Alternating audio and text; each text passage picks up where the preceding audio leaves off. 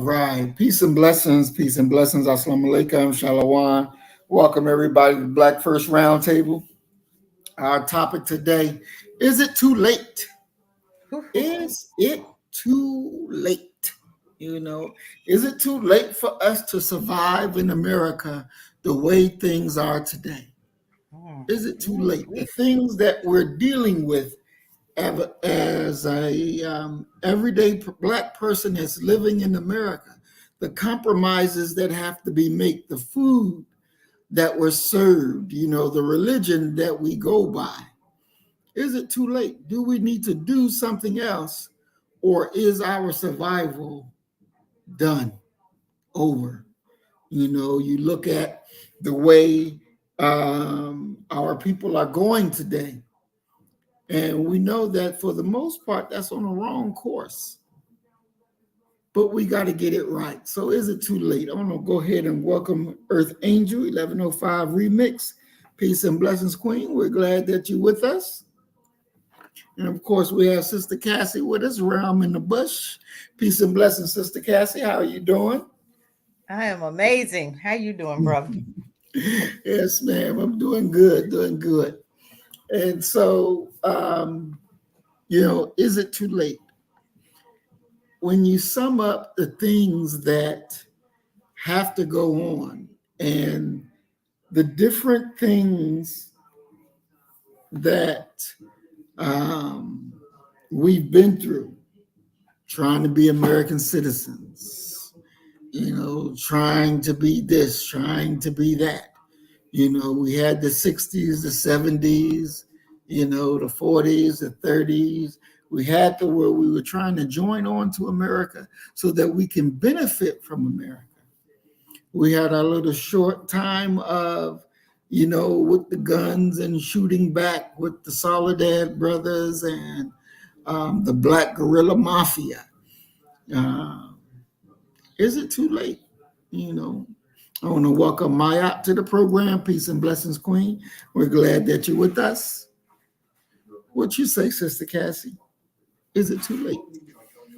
You know what I look at it, Brother Maurice. As long as we breathing, it's never too late.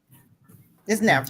You already know that only a few of us is going to make it anyway. And the ones that are preparing and the ones that have the proper equipment will make it. So if you don't have the proper equipment, leaf blowers, candy bars, food, stock, water, you're not going to make it. No. But I do believe that as long as we are breathing, something can be done. It's just going to take us coming together, the like-minded folk that are ready to do whatever, coming together and making it happen. Because I think all we have to do, because we are the chosen, and I do believe that, all we have to do is stand up and act like we're going to do something. And we got backup. But we got to at least stand. Right. So whenever we get tired enough, and I'm hoping that we coming to the close. I hope that we coming to the finish line. But until we get there, we're going to keep seeing what we're seeing now. But I don't think it's too late. No.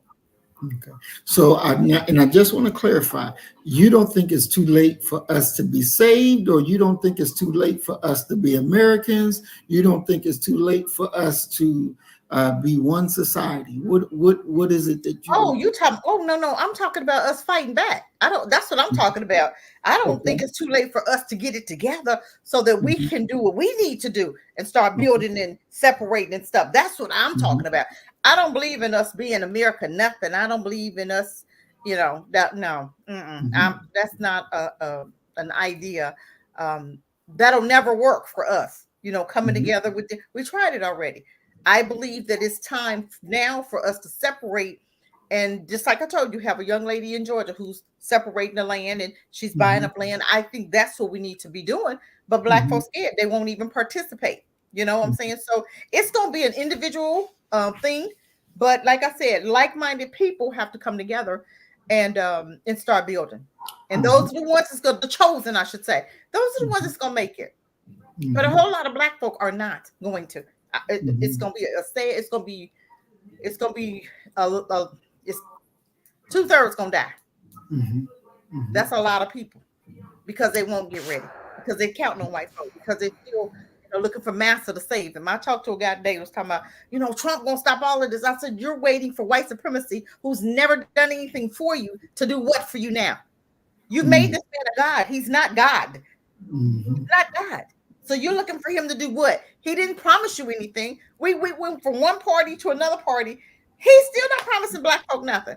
Biden didn't promise black folk nothing. No party is promising us anything, but we'll look to white folks still to save you. Isn't that crazy? That's just about the crazy thing to me. That makes no sense to me. Exactly. So, no, I don't think it's too late, but I think if the like-minded come together, we'll make it. You know what I'm saying? We don't have to come together a set area. Hey, bro. Peace and blessing, Brother Isaiah. Welcome, welcome, welcome. We're glad you made it. Sister Cassie, Maya. Devil's always working. What did he say? Maya asked you, how can she find out about the lady in Georgia? You know what the lady in Georgia was? It's called Radio City. I'm gonna put it in the comments for her. Radio City. Okay. You go on TikTok, and she's on there, and she's talking about the land for $1,000, $600 for half acre. So she's making it happen. Do your research. Do your research. But she's on TikTok. It's Radio City. Okay. Definitely. And welcome, Brother Isaiah. Peace and blessings.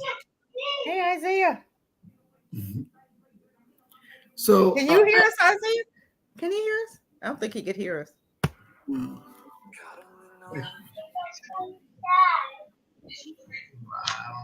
Hold on. Okay, I can hear you now. Okay. Here we go. Yeah, I had to copy and paste your the show onto my Facebook and then click it. My messenger ain't working. I don't know what the hell going on. But it is what it is. The devil is always working. So, exactly. Hey, Mod, what's going on? I am reporting for duty, sir. Yes, sir. We're late about what? Are you too late about what? Is it too late to join on to be Americans? Is it too late to separate and go out and do for self? Is it too late for us to be able to save ourselves and black folk? What's your thought? Well, it's never too late until you take your last breath. That's when it's too late. Well, it ain't never too late. You know what I mean? There's always hope for tomorrow, for the day, for the next minute. You just never know what will happen. But, for me, us as a people, man, look, another African country just cut ties with France. Yeah. So what we are doing right now, we're on hyperdrive, man. Do you understand what the hell going on? They talking about, well, the West is in decline. Europe is nigga. They talking about white folks. Yeah. That's what they're talking about. They ain't talking about you niggas. They scared as fuck. I'm telling you, I as long as we've been on this show, we've been saying this. And now you can see the fruit of our patience. You can see the fruit of our work.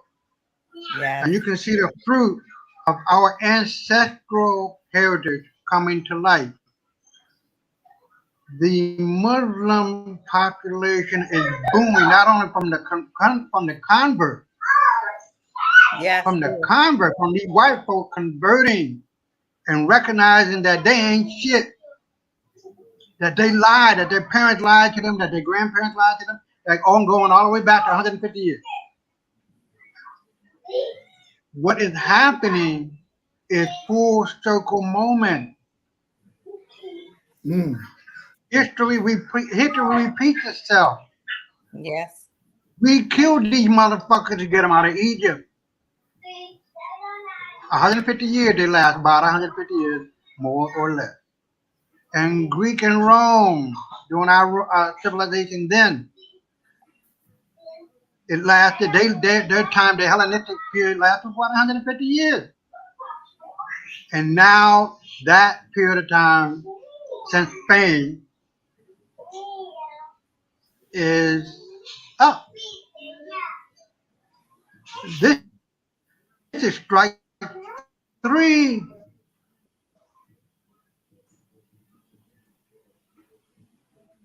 Like in baseball, strike 1, strike 2, and I was thinking about this because we got into a big. Well, I didn't get into a big fight, but Professor did, and I can understand that. But you know what? I have no love for Dr. Martin Luther King. I still don't. But at the end, do you know what he did? You know what he said? It was too late. But do you know what the fuck he said? It was a mistake to try to talk and integrate with these motherfuckers. These Tamahu's have, according to them, he didn't say Tamahu, but according to him, they have no morality and they have no motherfucking conscience. That's right. But I give him an A+ for recognizing that.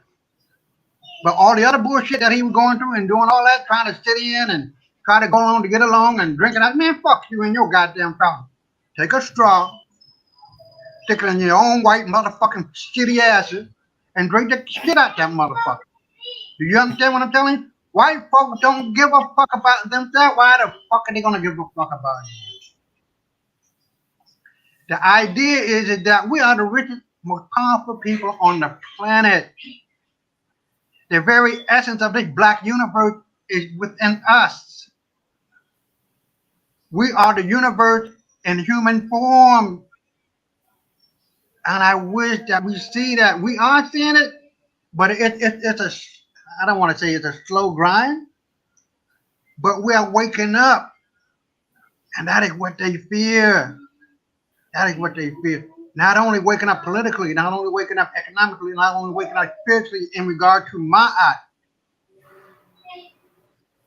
Because Ma'at is the very foundation of Islam, Judaism, and Christianity. The three most powerful so-called religions. They're not religions. You're looking at it from a white man's perspective because they have no idea about what it's all about, man. It is so fucking deep. You better make damn sure your mind is straight before you go down that rabbit hole. Because if you do and you go too far, you can literally go crazy. Literally. Or you can become an agnostic and just say, well, I don't know. I don't feel it. I don't see it. You feel what I'm saying? Because our ancestors are still within us. There's a link called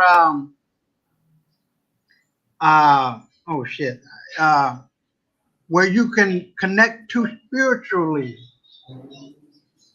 into that vast dimension of space, not only in your mind, but in the universe. And that when you are connecting, that's something that we do, not white folk. And I can give you a very good example. It wasn't too long after my mother, my father died. And it was about a year or two later. And then I was in the bathroom, which was about maybe 10 feet away from the kitchen, right? Mm-hmm. I bullshit you not. I was communicating for about 2 or 3 seconds with my mother without using my vocal cord. Do you understand? There's a level of frequency that that if you equalize it with the other person, with the other people, with the other group, you can feel what is going on. And you understand that? Mm-hmm. When I'm walking by you and you say, hey, what's up? Hey, you can feel the energy, the frequency, the vibration of us. You can tell when a brother is not doing what, when a brother not feeling what, or when a brother is not just by the vocal cords and by the damn it, what do you call that? I can't even think of it. I don't want to say frequency. There's another common word that we use, but damn it. The vibratory rate. Huh? Is Are you thinking about the vibratory rate? No. You know how you feel a situation and you just know that you know? That's what I'm talking about. Mm-hmm. Yeah, like that. But it's gonna come up in a minute. But the idea is that I was communicating with my mother without using my voice. It was like I don't even want to call it telepathy or whatever you want to call it, but it was that connection in that moment that I understood what she was saying and she understood what I was saying and without using my voice. And that is a deep part of us that white folk will never understand because we don't understand it because you can't use your mentality to understand it, but you have to use your soul. You understand what I'm saying? Your soul to feel, and white folks ain't got no feelings. That is something that is uniquely different and uniquely us. That melanin is powerful within you, black man, black woman, black people, my people. Ain't nothing. Do you understand how deep that the universe is? My God, we have billions upon billions of galaxies. We're not just living in this motherfucker. And within the galaxy, we have planets that go beyond billion times trillion times septillion. So I have no fear of death because I know at some point my spirit, when I die, when this body goes, my spirit lives on because if I die today, my spirit in you, Brother Muhammad, lives on. And you, Sister Kathy, lives on. Spiritually, mentally, emotionally, I'm still alive. But physically, I'm gone. But my voice and my words and my ways and my conduct and my integrity and my character, all of that stays behind. And you pick up my motherfucking gun, you keep shooting. You don't stop. You don't stop. I'm still here, but I'm in you. My mother's in you. My mother's in me. My father's in me. My uncles, my aunt, my grandmother, they're still in me. And that's what I'm talking about. There's a deep relationship to the universe that is connected to us. Only black folks, not white folks. They like to think But at the end of the day, what is going on is backfiring on their ass. I don't want to go too far off the mark, but it's the same thing. It is never too late to do a motherfucking thing ever until you take your last breath. And that's it. And I believe wholeheartedly, without a doubt, that we are seriously on a serious motherfucking come up. And that is what they fear. I'm hearing it in the video that I sent you, Brother Muhammad. You can see it. White folk, man, they know the truth. They know that motherfucker. And they are trying to be about as black as they can be without, how you say that, without giving in to the lies and the deceit that they've been living. But they got to. In order to, because I don't know if you could quote me on this, Sister Cassie, but envy and jealousy rots the bones. That's what the Bible says. And white folk need to deal with that motherfucking shit. They've been lying, stealing, conniving. It is part of their nature. It ain't part of our nature. It is a natural part of them to kill and destroy. They have always been like that, will always be like that, and it is just what it is. And they fear the karma that is on their motherfucking ass. And I throw that at All right, thank you, Brother Isaiah. Very interesting points that you made, definitely, and I'm quite sure we will go into and explore those points as we get further into the program. One thing that we as a people and the state that we're in now. At first, during the time of the civil rights movement, the aim was for equality. We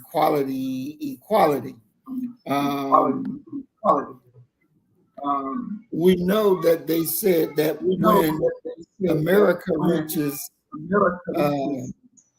population of 20 million Black people, that it will be totally impossible for equality of the races. We are surpassed 20 million, we're at 40 million. In your understanding of what must be done, do you take in the fact that we do have a population of over 40 million, and a part of that 40 million wants to be equal to white people? How do you address that? How do you address that to them to let them know either that that's right or that's wrong? Sister Cassie, how do you answer that? Go ahead, Sister Cassie. You're gonna tear it up. No, oh my goodness! Right behind you with my AK-47. Well, go ahead. I'm gonna let you go right ahead. Go ahead. No, lady first, baby. Lady first. You know what? Right now, like I keep telling you, everybody is not going to make it. It's only a chosen amount of people that's gonna rock this, because everybody is not made for this. Okay, you got some scared Negroes. You got people that like you said, they so busy trying to be friends, they're gonna kill you. So we got to watch them, and we got to watch white folk. I ain't got time for that. I need Cassie Land. The ones that's ready to go, let's go. Because you got to watch all. Who has time for that? They're going to be lost regardless. There's nothing we can do for them. But the ones that want to go, we got to go. Seriously, period. Point blank. And how you going to be able to distinguish them apart? Go on their Facebook page. See who they friends with. You ain't got to tell me that you rock with white folk. I can go to your Facebook page and I'm going to see all white folk on there. We have to start going to the play. We have to start picking and choosing who we going to rock with. Some of these people you're trying to rock with, they shouldn't even be in your circle, because they're going to have you. They're going to get you killed because they are plants. And that's all they live for, is to please white folk. I told you that young man that got shot 96 times, right? You have Black folk on there rooting for his death. What the hell are we doing? You rooting for your brother's death, telling me he shot at the police. I don't give a dang gone. Dylan Roof had a gun when police came up. He didn't die, right? Peyton, who shot 9 folk in the supermarket, he had an AR-15 in his hands and didn't die. But every time they come to your rescue, or they come and stop you for whatever reason, you got to die. No. They got Black folk convinced that when they show up, you're going to die, and you better be okay with it. I'm not okay with it. But like I said, it's only a chosen few. We ain't got time to beg folk right now. Time is short. Either you better do it or you will not. And someone will never get there. So we're wasting our time waiting for them to get there. We don't have time. We got things to do. We got things to do right now. We don't have time for the ones that don't want to do it. If we start doing, the others will see it, they'll come. And then you'll have some that'll never, like Candace, she'll never be ready to join us. Never. She may talk Black now.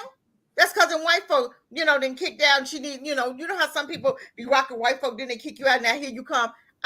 Nope, you go right on back over there. Tuck your tail and go on back over there and sit down in the corner till they ready to receive and accept you back. Okay, because we're not. She will never be invited to the barbecue ever, because she can't be trusted.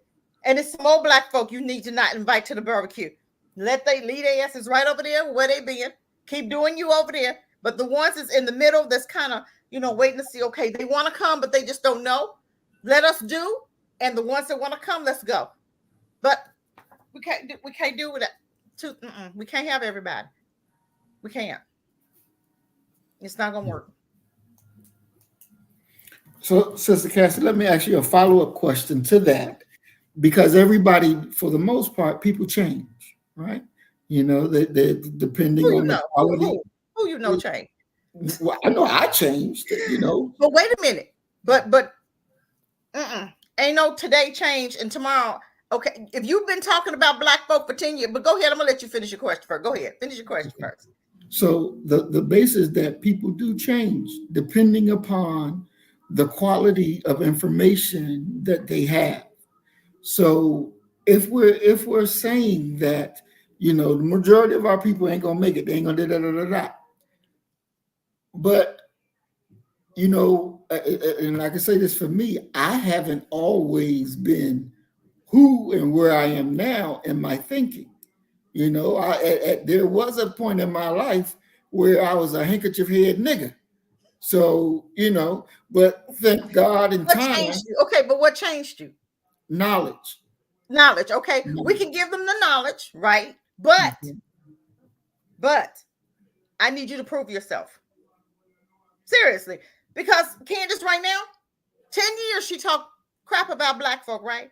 You think I'm going to trust her today? Hell to the no. I'm not trusting her. She got to prove herself, honey.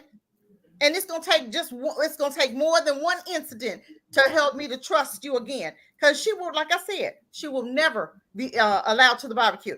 For as long as she talked about black folk, she going to really have to prove herself. And I mean, you better, I'm going to be looking at you like a hawk. You understand what I'm saying? So, okay. In Cassie Land, you might be invited, but you got to sit over there on the side and prove yourself over there. You know what I'm saying? You can't come in the midst.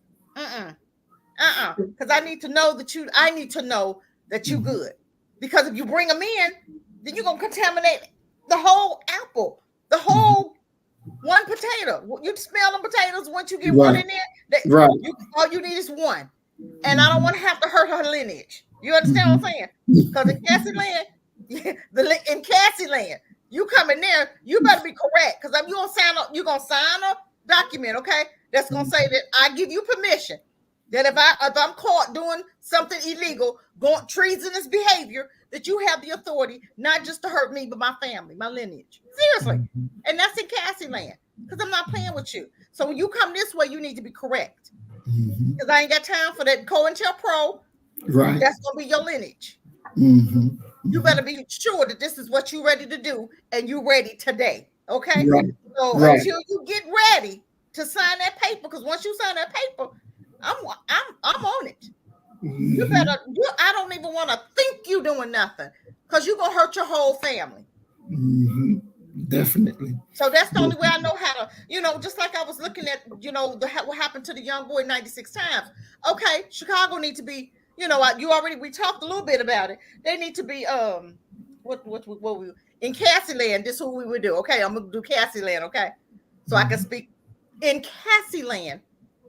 If I saw that you gonna come in and you gonna do some dirt, like I said, we're gonna burn some stuff down. You understand what I'm saying?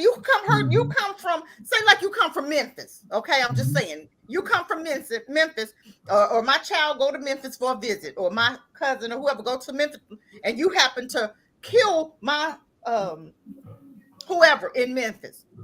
We coming to Memphis, and we're gonna burn down Memphis. Seriously. You're gonna act right, or you're not gonna be bothered with us. We don't need you in our lineage if this is not what you're ready to do.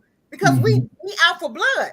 Because of what you did to us, we're gonna come and do for you. You understand what I'm saying? So when you come to Cassie Land, you got to have it, you got to know that this is a repercussion if I come and hurt anybody in Cassie Land because I'm perpetrating or I'm COINTELPROing, that it's a possibility that my whole family is gonna disappear in Cassie Land.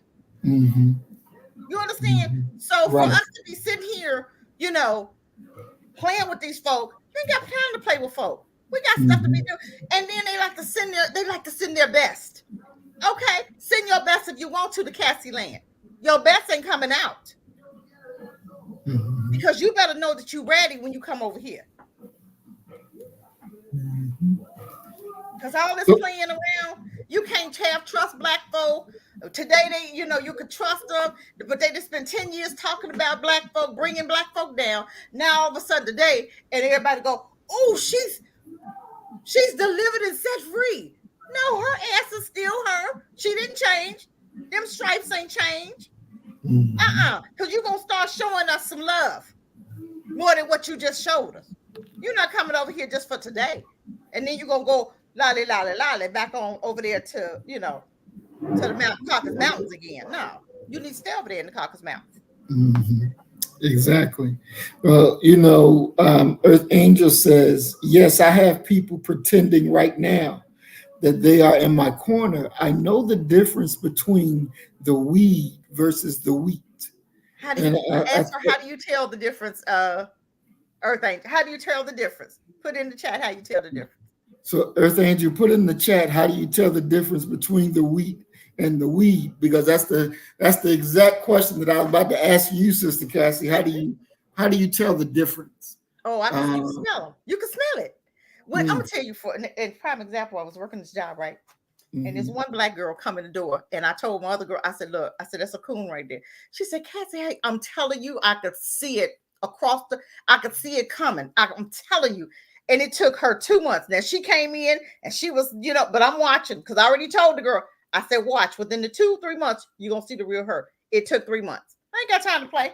But all the time I'm watching because I know that behavior. I know that coon behavior. You can smell a coon. You can look at them and know they ain't right. I guess that's that discernment.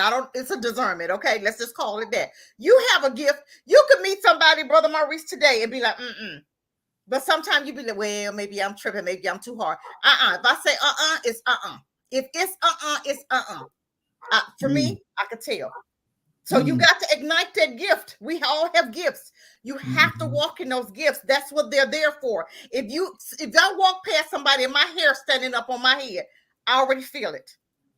I could talk to somebody on the phone and be like, that person ain't right. I'm telling you. Prime example, my husband's finna buy a car, right? And I'm, he's talking to the guy on the phone and I'm feeling it.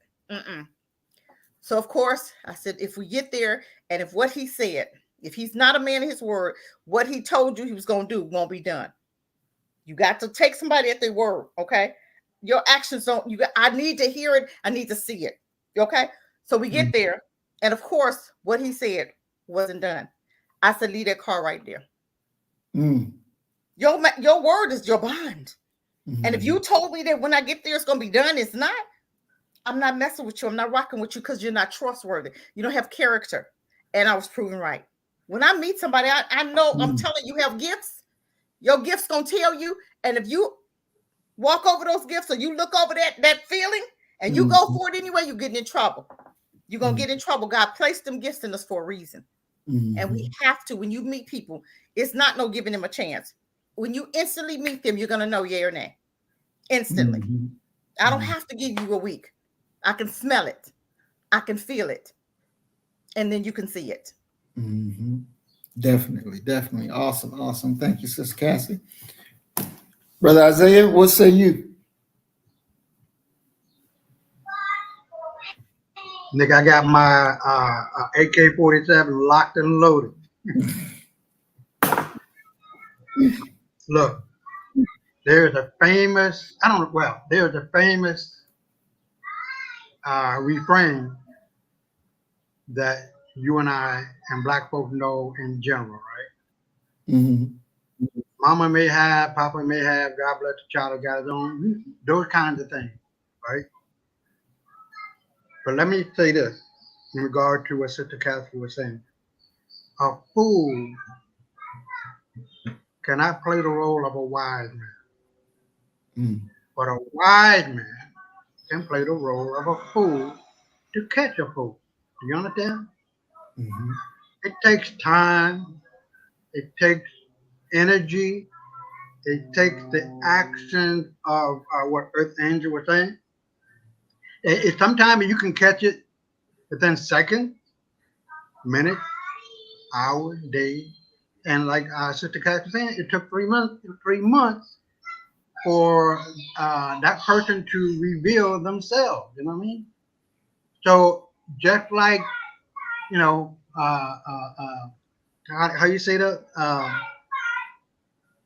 When you plant a seed, it takes time for it to grow because it needs a certain amount of minerals and water and all the things that is needed to sprout.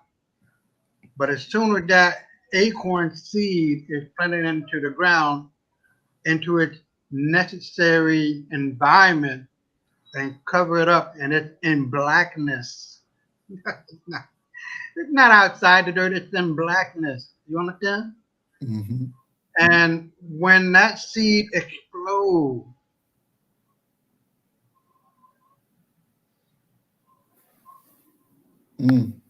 what more? When that seed explodes, that's it.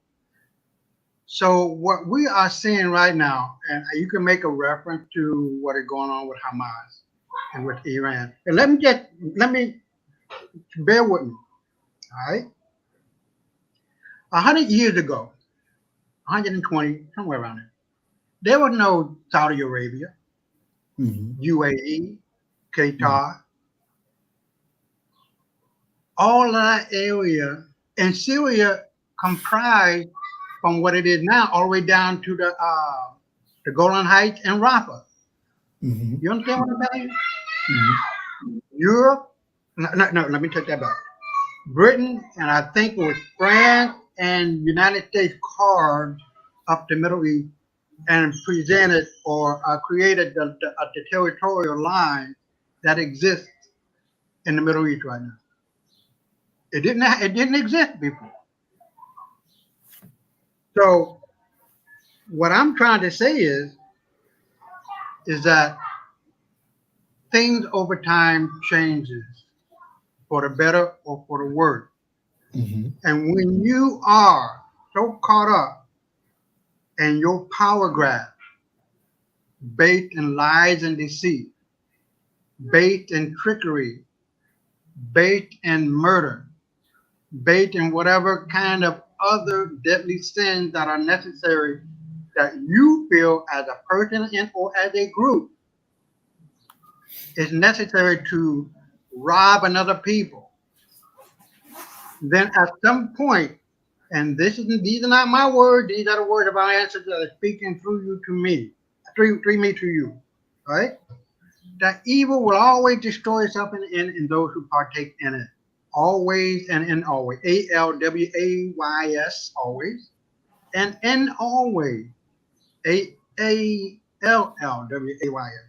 So what we are seeing right now is the very essence of the universe being played out in this three-dimensional world in which we live on this planet. That you cannot do wrong without it coming back to you. You cannot do wrong without it coming back to you. And that's how it works. There's no if, there's no and, there's no date for karma.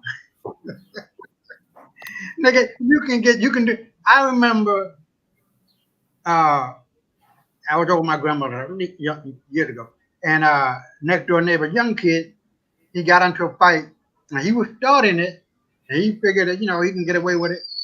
Within 30 minutes, he got it back. You understand what I'm saying to you? So karma doesn't have a date. And when that motherfucker comes back around, it's gonna bust your shit wide the fuck open, blacken your eye, bust your nose, your lip, and all your teeth out your mouth. And you're gonna sit up and you're gonna wonder, what the fuck happened? I didn't do nothing. That was my like white folks always say, that was my grandparents. I don't owe no damn reparation. I didn't do it. But you benefiting from it. But you understand what I'm telling you? White supremacy is based on lies and deceit. It's based on trickery. It's based on mental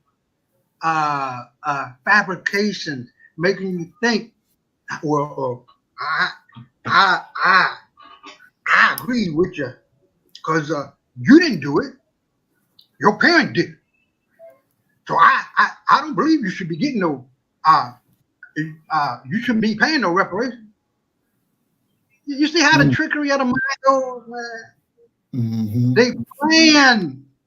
And now look at what happened. The United States is being presented as a bitch. The Israelis have been presented as a bitch. Do you understand what I'm saying? They're not, in other words, they're not as powerful as they thought they were 100 years ago. And now it's all a part of the mental game they playing. Don't we cover this shit on this show every time? Pull back the curtain. All you gotta do is pull back the curtain. And you'll see the little bitch of a man called the Wizard of Oz, or the Wizard of Deceit and Lies. They do this shit 24 hours a day, 7 days a week. Do you understand what I'm telling you? It is a mind fucking game. And they, you know where they got it from? From us. This ain't no something that they done created. We've been studying the minds of people, of human beings since the beginning.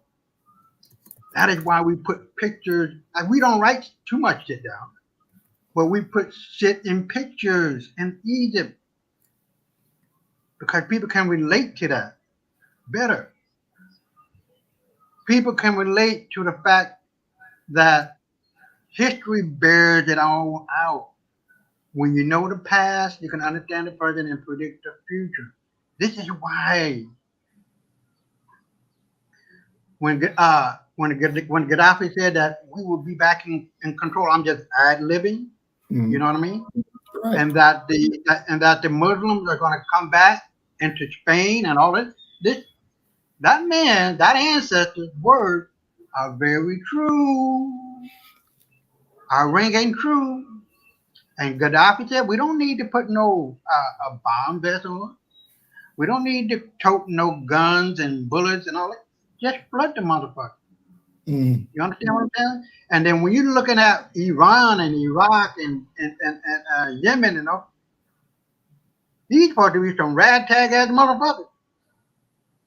But white folks, like always, underestimate. Didn't they fund Hamas a long time ago? I believe so. Because they felt, oh, well, you know, we're going to play both sides against the middle. And look what happened. They caused their own demise. Pride comes before the fall. It gets to be the point where you don't even see your own demise. And this is the problem that these Tamahus have. They always had it. And we'll always have it. And now, since we're on strike 3, I am here to tell you, like I predicted before, that you niggas, y'all gonna be hit. If you think we were rough back then, when we dominated the Tamahu, the pale skin, if you thought we were rough and tough and despotic and ruling over them despotically, you ain't seen shit. Your payback is a motherfucker. And I know our people.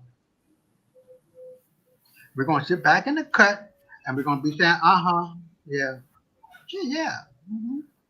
And remember that fight that brother had in the video with the 5 white boys? Brother Muhammad? He had his hand up like this. Now, you know, if you black, you know what's coming. You don't stand that close to a motherfucker with their hands up and you just hemming and grinning and skimming and sliding from. No, you got a punch coming. And that's exactly what happened. And I know our people, we ain't gonna forget all the babies that was fed to the alligators, all the people who were raped, all the people who were stabbed, all the people who were mistreated and disrespected our ancestors. Even to this day, and those who are still going through it. We ain't gonna be going through it for too much longer now. Because our weight is gaining up. Our political weight, our economic weight, our spiritual weight, and our physical weight and power. Because, like I said, we are a cursed people. And we are a blessed people. But the direction in which we go is on us. And the thing is, the secret is, and really not a secret, United we stand. United we stand and take over and kick motherfucking ass. Or divided we fall and stand this motherfucking shithole. You know, motherfucker, well, we ain't gonna be standing. We been here, done that. That shit over. And now the black supremacy and black superiority is on the rise, and we ain't looking back, baby. We got this. And white folks are running scared. There's a new chapter in history called Black Supremacy. And I'll throw it back at you. Excellent, excellent. Thank you, Brother Isaiah. Since y'all talked about in Earth Angel talked about energy, I do want to ask this question, and hopefully y'all can answer it. Well, before I ask the question, let me welcome Big Brother Roy to the program. Peace and blessings, Big Bro. Glad you're with us. We got the forecast, peace and blessings forecast. We're glad that you're with us as well, brother. Brother Bakari, peace and blessings. Welcome to the program. We are glad that you all have joined us today.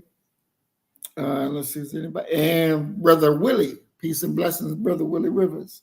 Welcome, welcome, welcome. We are glad that you all are with us today, spending your time and your energy. And since we're talking about energy, I do have a question, and hopefully y'all can answer it. But like for the past couple of days, I've been talking to a friend of mine, and you know if you're tired or you're sluggish, your energy level isn't there. But talking to this person, I could feel the difference in my own energy. So what is it? And I know we have electricity within our body. What is it when we get that, I guess, electrical charge from one another to like boost our battery or however you want to put it? But what is in that we have that ability to take and boost each other up so that we can go out and do things that need to be done, where prior to that boost, you don't feel like doing nothing, man. Shoot, I'm tired. I don't feel like doing nothing.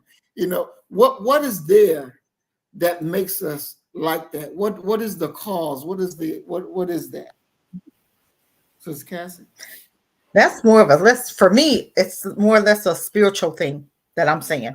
And I could talk to someone and sometimes you'll talk to them and you hyped. It's that spiritual thing because they're in a good place. It's a good spirit. And then sometimes you can talk to other people or you could be in the wrong atmosphere. You could feel the negativity also. So it's a spiritual matter. For me, I can walk in a room and know if it's been a lot of arguing in that room, I'm going to feel it. Or I can be talking, like you said, you're on the phone with somebody and they hype, they got a good spirit, good energy going. And that's a transference of spirits. You know what I'm saying? But then also it can transfer for negative too. So that's why they say, just be careful. Iron sharpen iron. There's a scripture, biblically, there's a scripture that says iron sharpen iron. You know what I'm saying? So that means where you are, you know, and sometimes that's why you have that person, because haven't you figured out that sometimes when you're going through a rough patch, the universe will send you somebody or whoever you call it will send you that person that you need that's going to bring you up. And you be like, man, you knew what I needed. He knew what I needed. Oh, I needed to, you know, I needed that. And you'll meet somebody that's right there where you need to be. And after you get done talking to them, you right back to where you need to be. You know, it's just spiritual. It's all spirit. It's first spiritual, then natural. We are spirit beings in this flesh. And people don't understand that. But you'll get it later though. Excellent, excellent. Thank you, Sister Cassie. Brother Isaiah, you wanted to chime in on that? Oh, you know I am. Look, it was years ago, and I was on a flight coming back to Chicago, and I don't want to say I was feeling in a dump, but you know, you get into that quandary, into that space, you know what I mean, and you just don't know, you know what I mean, or it's not doubt, but it's a sense of ambivalence. You know what I mean? And so this sister was sitting next to me. I kid you not. And she felt something.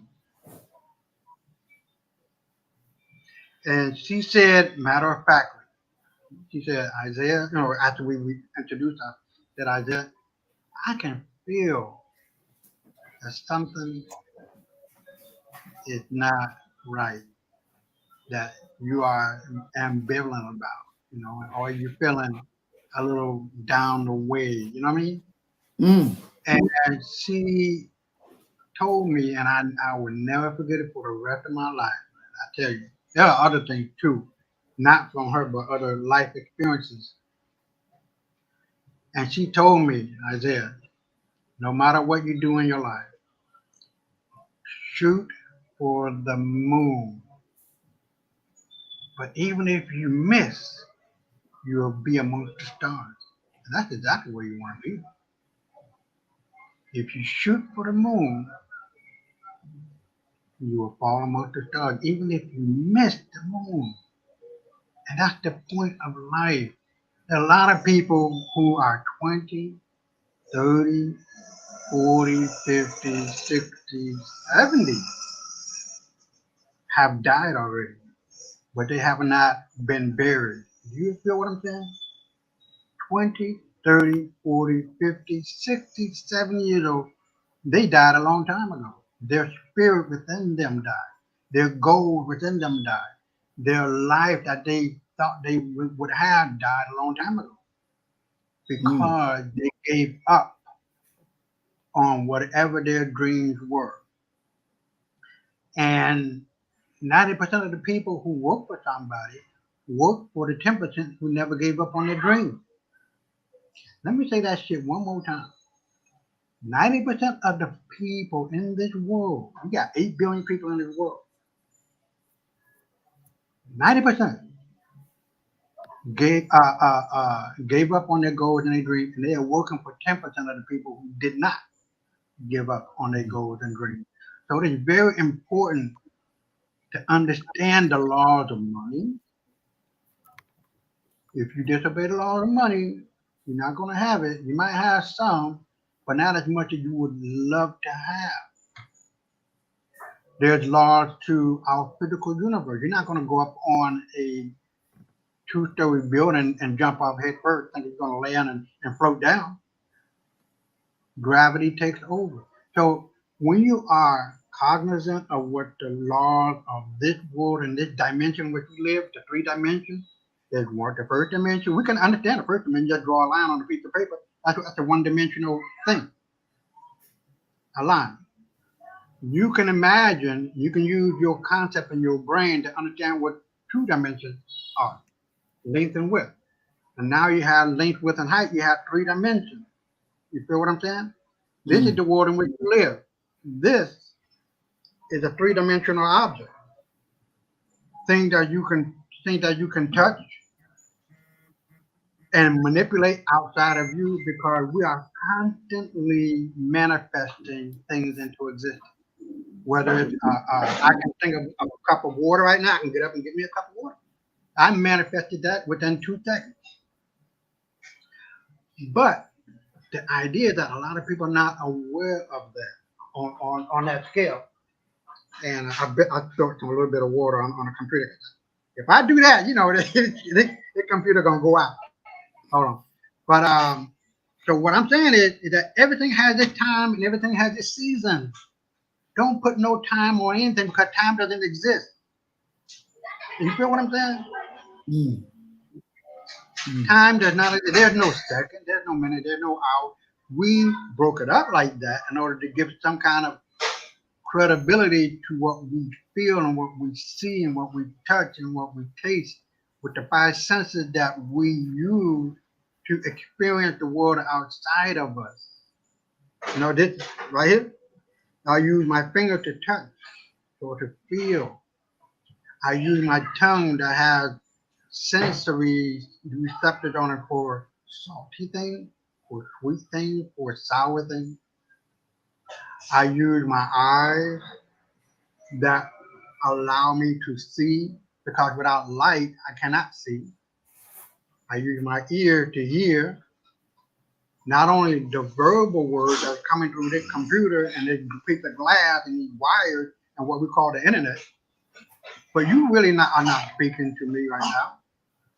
It is being decoded and then recoded in the 01s that coming through this computer. You know what I mean? So with all of that, there has to be a certain basic understanding as to how we got to be where we are individually and where we want to be collectively. Don't make this shit hard. It's not. It's not hard at all. It's the idea of working together. There's a let me put it in a story. There's a white guy who went to Africa, and he gave how did the story go? Oh no, there was like a cake. I'm kind of making it up a little bit. There's like a cake by a tree, and he was saying to one of the little black kids, "I give you all that pie, all that cake, if you just don't pay no attention and giving the cake to the other kid."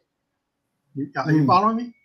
Right. But due to his African nature, he grabbed hold of the hands of all the other kids and they walked over there and ate the cake together. You understand what I'm telling you?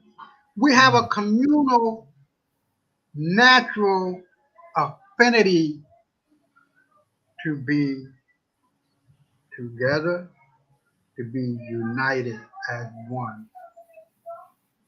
White folks, because of their environment in which they were in, that cold ass environment, they had no other choice but to be about themselves, to be about me, and fuck you. You understand what I'm telling you? So when we are looking at what is going on now, I'm telling you, no more than 10 motherfucking years, all this shit will be back to us. It'll be a 180-degree turn. There's gonna be no more I'm white and I say so. That shit was played out, nigga, a long time ago, man. When they started this bullshit in 1880.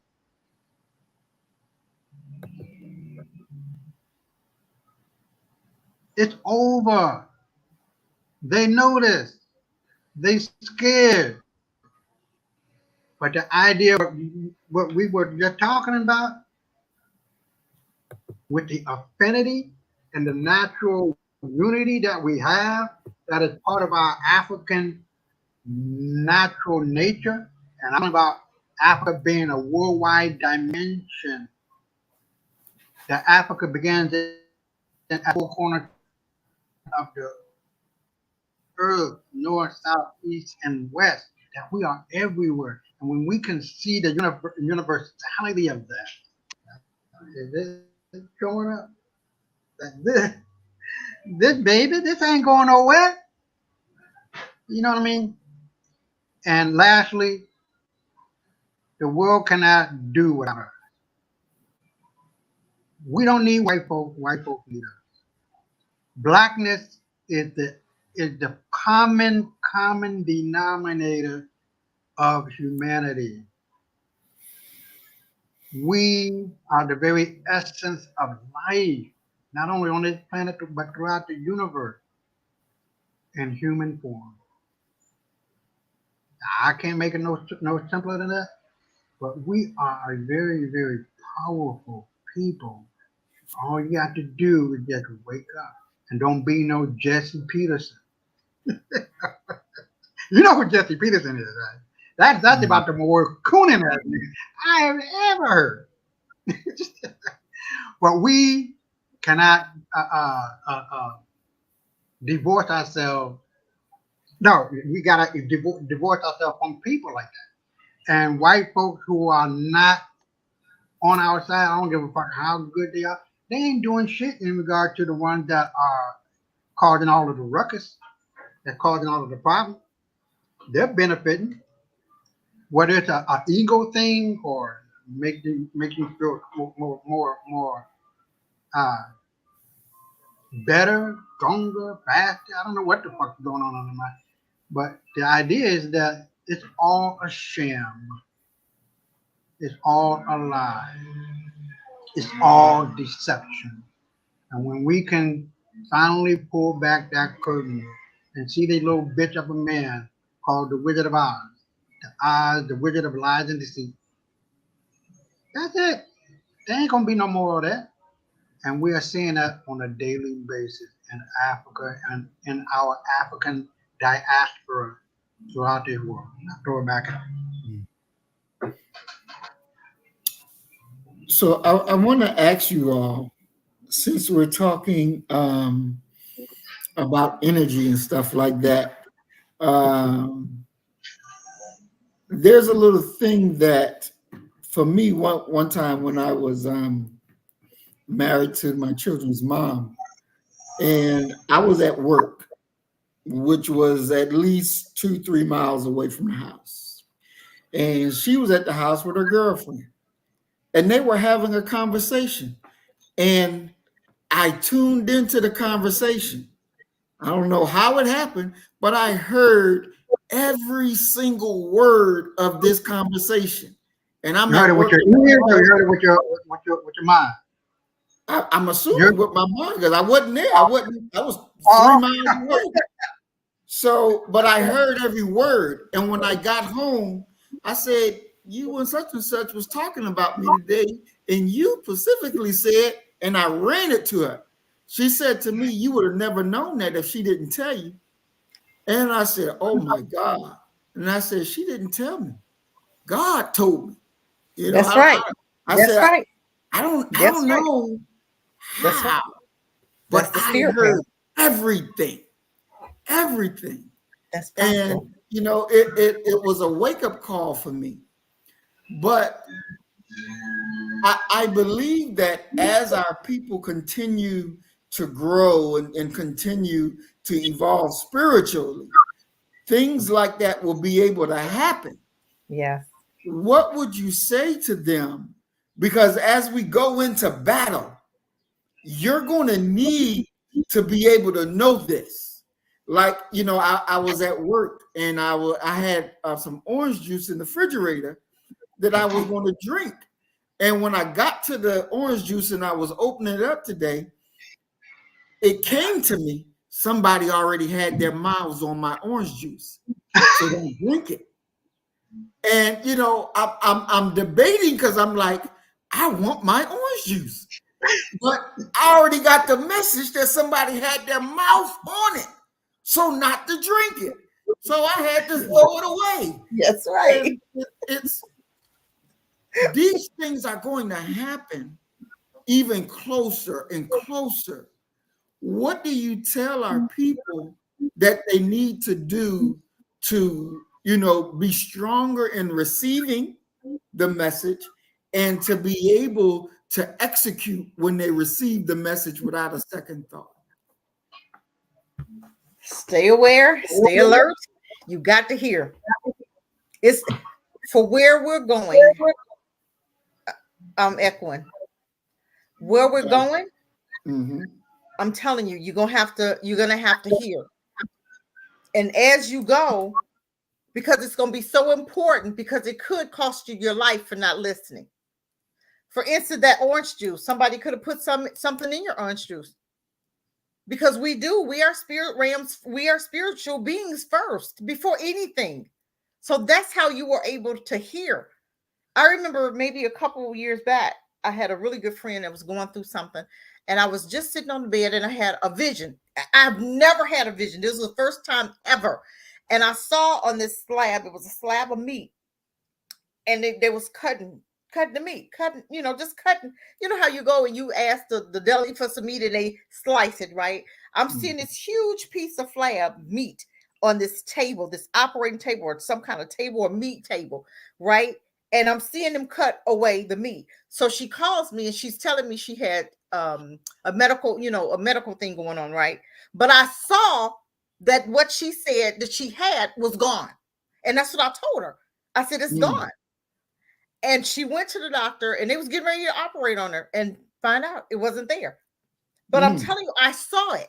So I believe that we all have gifts. And if we understand the spirit realm, we ought to look for, I look for miracles. I look for the supernatural.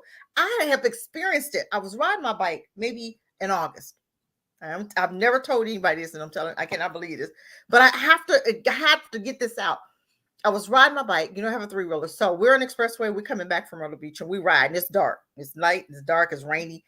And it was really too late. You know, usually I don't ride that late, but we was coming back. So I'm going up to, so me and my girlfriend were riding, you know, side by side. So she's looking at me and it's only a 2-lane highway, 2 lanes. You understand, 2 lanes. So I'm in 1 lane and she's in the other. So she looks up at me and she does like this. And I'm looking at her like, what? Soon as she did that, this 18-wheeler came right up behind me on the side. I felt the air from his truck. He had to literally go off the road to miss me. That was supernatural. And I lived. I didn't have to. He woke up at my girlfriend, it's 4 of us out, 3 of us out there. Well, 4 of us total. And my girlfriend that was in the back, she said, Cassie, looking at the back, I could literally see that truck running you over. I thought you were dead. I'm telling you. I pray every day before I get on that bike. I need the angels of protection around me. That's my prayer. Let's go, angels. We riding. And I didn't move because I was scared to move because I'm feeling this. I'm feeling the wind. So I'm like, if I move the wrong way, I'm going to get ran over. So I literally just was frozen. So this truck literally saw me at the last minute and had to go on the side in the ditch to miss me. I'm telling you, that was, man, I'm telling you that even now, I'm like, oh my God, I wouldn't have been here. This was in August of last year. Last year in August. That's when I'll never forget it. But I'm telling you, I wouldn't have been here. But that's the spirit realm and I experience it and I look for it every day. I look for the supernatural. I look for the miracles. And that was my miracle. I remember almost drowning. It's so many things in my life that I could literally see my life being saved. Literally. And people say, oh my God, that it happens for me all the time. That's how you know you're chosen if you experience a supernatural like that. I can give it a couple of other things. I'm just saying, one time I was driving, me and my kids, I had just had my daughter, the baby, and I'm driving, we going like 75 miles an hour, and I see this deer. I didn't know anything about deer, so I'm seeing this deer coming. We flying. It's raining, and I'm crazy. We driving fast, right? But I'm seeing this deer, and I said, oh my God, I'm finna hit this deer. Literally. So I'm blowing my horn, and I literally heard in my ear to tap my brake. That's how audible it was. I heard tap your brake. And I said, huh? That we in the car. It's just me and my kids. Nobody else. I'm hearing in my ear, tap your brake. So I'm like, what? Tap a brake? Oh, so I tapped my brake just a little bit, and that skidded me enough to miss that deer. Don't tell me it don't happen. I feel the supernatural. I know what we're coming up against. I'm telling you, you can hear stuff before it happens. That's the gift in my family. My uncle, literally, and you guys gonna think this, I don't care what you think, because I've seen it. He'll write a letter and will put a date on it and tell you, don't open it until this date. Whatever he wrote on that paper has happened. And you'll see it in the letter. I'm telling you, we're spirit beings. We have to open ourselves up for the spirit realm, because that's what we walk in. And if you allow yourself to be connected to the spirit realm, it'll save your life. Because you'll be about to walk in a room and he'll go the other way. Immediately right there, you have to stop, but you have to listen and you have to be tuned in. Sometimes you have to get quiet so that you can hear, because sometimes there's too much noise around you. You can't hear if it's noisy. You got to be tuned in to the spirit realm to be able, and I'm telling you, where we're going, you're going to have to be able to hear it. And I've experienced it. So when I hear people say it don't exist, you can say that all you want. It don't exist for you, but I've experienced it, the supernatural, more than one time, several times in my life. Where my life, I could literally see my life being saved, and I could literally see that I was held up from an accident, and I'd be, God, thank you, angels, thank you, because I'm telling you, I believe we have angels, and I'm always talking to them. Thank you for saving my life. That was a thank you for saving my life. I literally pulled over and broke down because I felt it. I literally felt it because I'm feeling the air from this huge 18-wheeler going past me so close that if I had stuck my hand out, I would have been dead. That's how close he was to my bike. So I've experienced it. I've experienced it, so I know it exists. And if you have not experienced it, I don't know what to say. That's just a gift that's a gift, and you have to activate it. And the more you expect it, the more you can walk in it, the more you practice it.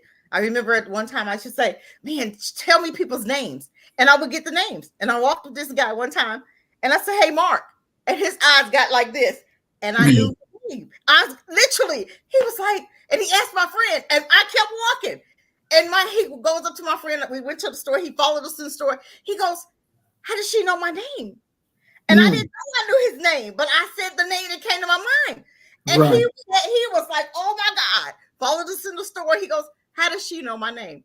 And I was in the dressing room at the time. So I come out and my girlfriend said, how'd you know his name? I said, who? She said, you called a guy's name. I didn't know it was his name. But I'm just telling you how close we can activate the spirit realm because we are part beings and you have to walk in it. I'm telling you, it'll save your life. You have to be connected. You have to. So if I'm talking like this, anybody can be activated to walk in it. You just have to walk it. You can't be in disbelief. You cannot walk in unbelief because if you do, it'll never happen because you're not expecting it. I expect it because I know I have supernatural beings. We walk amongst supernatural beings, demons and devils and angels, and we walk amongst them. So why aren't you hearing them? Some people can see. When I was little, I could see. I don't want to see. So that gift it's still there, but I just refuse it. You know what I'm saying? Right. So we walk in gifts all the time. We're spirit beings. So that's how you were able to hear that conversation. Wow.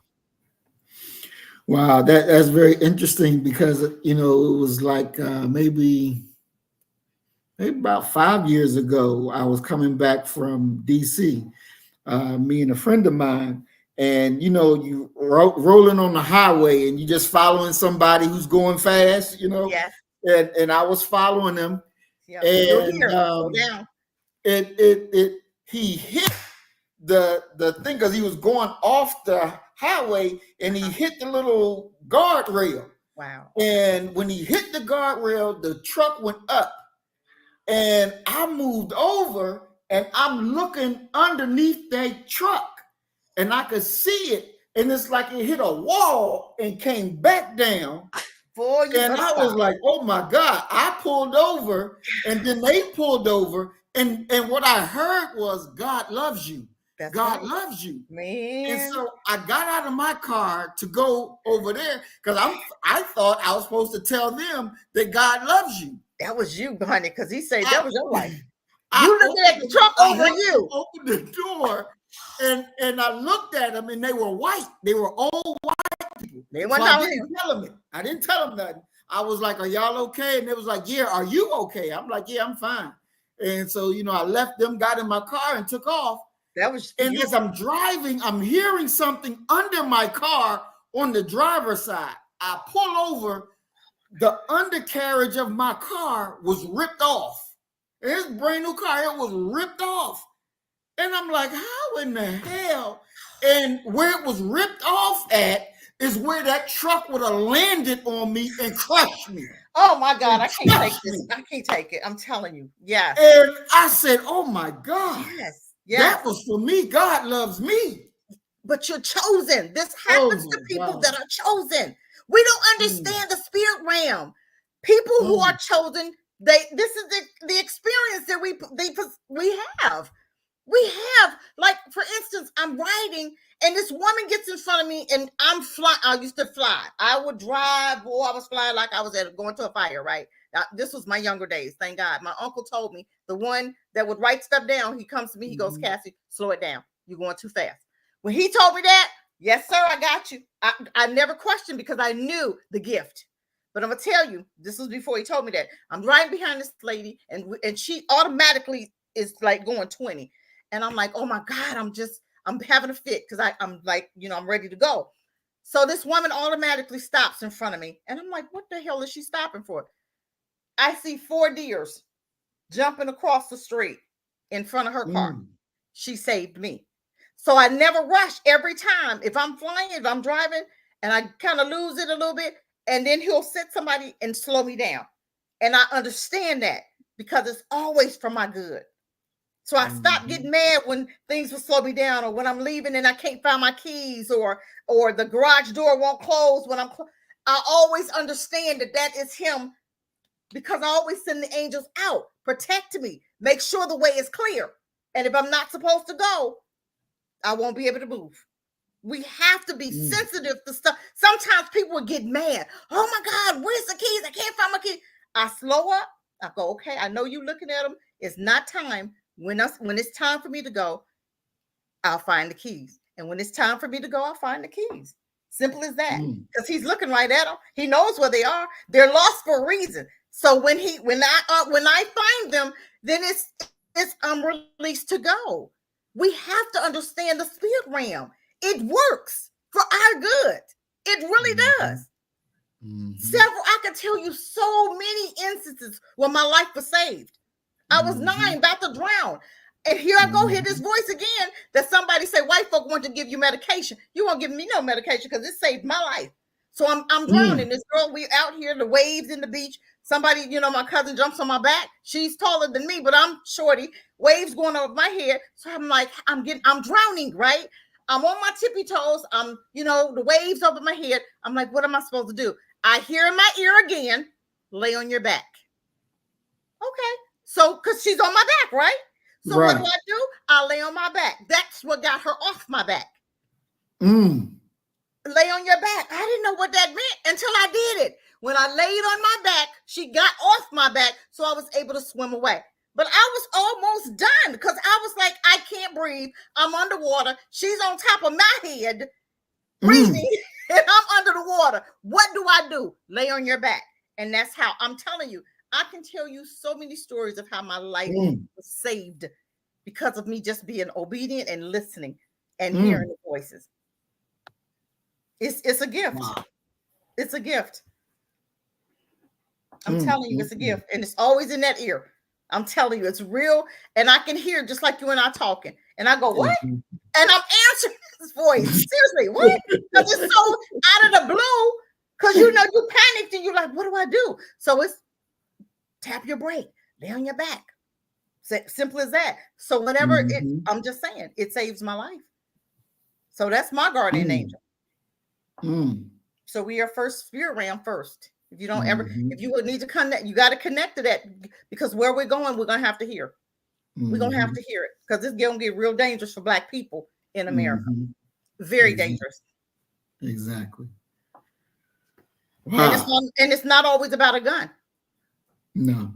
It's not. It's a spirit realm. I told you, if Black folk would stand up right now and act like we're ready to fight, trust and believe we would win. Do you hear me? God has a certain amount of people. Remember the war that it was only 300, right? He had 300, and he was, the ones that he had, and it wasn't a big army. It's not going to be a big army because he doesn't need a big army for us to win. We got the big dog. So that's who's going to help us out. The big dog going to help us out. We got him on our side. All we got to do is stand up like we want to fight. We wouldn't have to fight nothing. You just stand up and act like you're ready to fight. And trust me, he'll turn them against themselves and they'll shoot each other. And we don't even need a weapon to do it. We better get busy and understand this. Gideon, yes, Gideon. Yes, Gideon. I'm telling you, this thing, I've experienced it. So I already know. When you say, can we win? Yes, and we will. And it's already set for us to win. Read Revelation. He said we will win. What we have to do is stand up like we want to fight. And we'll win. You got to mute your mic.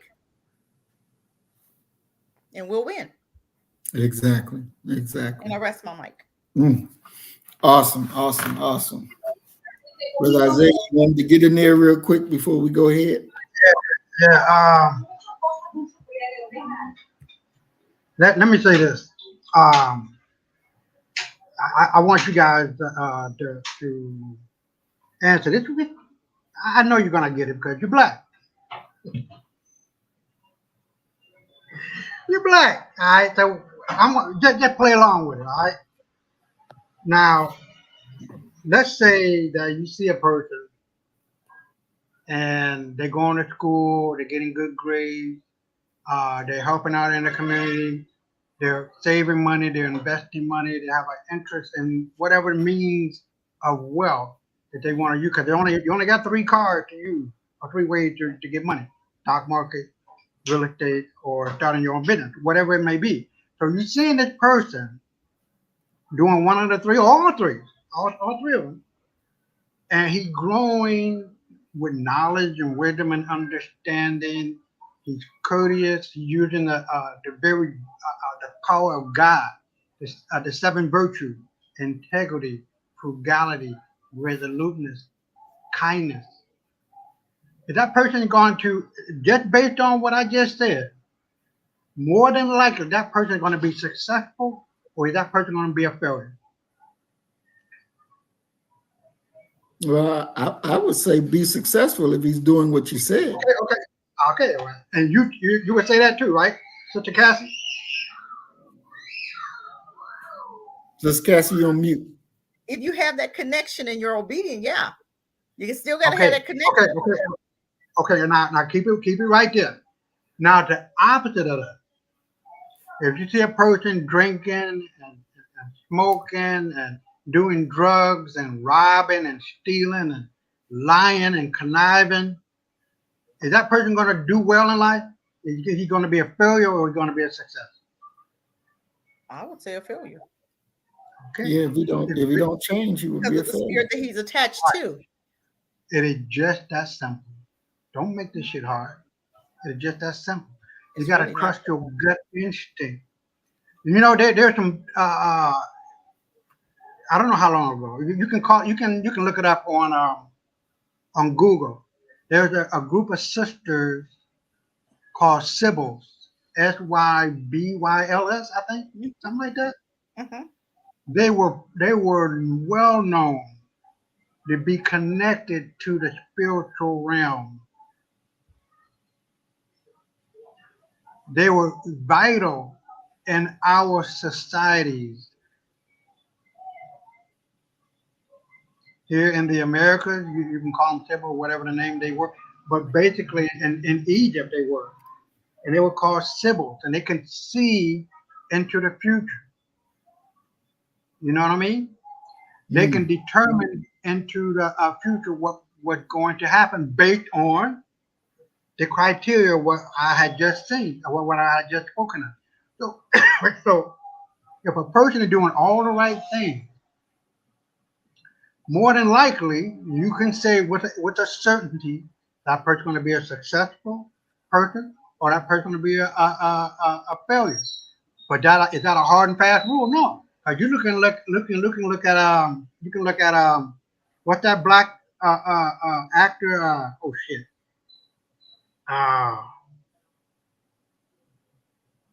Damn. I can see his face. But he was a severe crackhead. Samuel Jackson. Oh, okay. A severe crackhead. But you know what? His wife didn't give up on him. Okay. Everybody was all up in our ear. Well, forget him. He ain't gonna do shit. He ain't gonna be shit. But she kept planting. I'm assuming. She kept planting the seeds of hope. Yeah, the seeds of hope in his mind until he started to grow. And he took up acting, and that was one of the outlet that he had outside of him smoking crack or whatever the case may have been. And now Samuel Jackson is a very well respected actor. So just because you are smoking and you're stealing and lying doesn't mean you're going to lose a lot of people, but doesn't mean that your tomorrows are based on your yesterday. I understand what you you're see saying. What I'm saying? Yeah. So it really depends. And a person who is doing well, who's doing all this, that, and the other correctly, can become a severe drug addict and lose their life. You know what I mean? So it always depends. But the depending is on you. It's on us. And as long as we are blessed and being united, there's nothing that we cannot do as a people. You feel what I'm saying? Mm-hmm. And so, you know, I'm a a strong believer. And I'll give you one instance where I asked God to prove his existence or her existence. So to me, God is a woman, right? But we're gonna go with the him. So I was driving. No, not driving. I wasn't driving. I was too young. I was in the car with my mother, and we were going northbound on the Dan Ryan. You got north and southbound ways, right? And I'm sitting next to my mother in the front seat, and I just, I've always been spiritual, right? And I just bow my head and and a bright sunny day, no clouds, no nothing. You hear me? Nothing. And I bow my head and I prayed to God, like, God, reveal to me your might. I'm telling you, within 2 seconds, 3 seconds, no more than that, on a bright, sunny fucking day. It was day bright and sunny on our side of the highway. It was torrential rain on the other motherfucker going south. I'm like, well, that's enough for me. I don't give a fuck about what somebody else say. That was a nigga. There wasn't no goddamn clouds in the sky. I looked. There's a lot of instances like that. I mean, I don't want to, get into them. But the idea is that there is a special connection that we have within the universe that exists within us. Everything that is in us is outside of us. Everything that is outside of us is in us. It's one and the same. Therefore, we are gods. Do you understand what let me repeat that again. We are gods upon the earth. The universe, that's the very reason why, we can't say the name of God, in the Hebraic fashion. Because if you can name God, you can control God, right? Mm-hmm. Like I remember when it's a funny story. I was working and at the post office, and to make a long story short, somebody called my name out, and I was just minding my motherfucking business. I swear for God, that woman sounded like my mother. I almost shitted on myself. I kid you not. Isaiah, like, oh shit. Man, I was scared off my motherfucking mind. But the thing is that when my mother called me, Isaiah, come here, son, whatever the case may be. But the way you say it, it changed the whole dynamic. You feel what I'm saying? You understand what I'm saying? You feel me? So the essence of it all is that when white folks start doing this watermelon cartoonish bullshit, or the other bullshit they do, they're casting spells. Let me repeat that again. They are casting spells 24 hours a day, 7 days a week. Let me run this game on you. I'm loving it. What company is that? McDonald's. Yeah. Hold on. Oh, shit.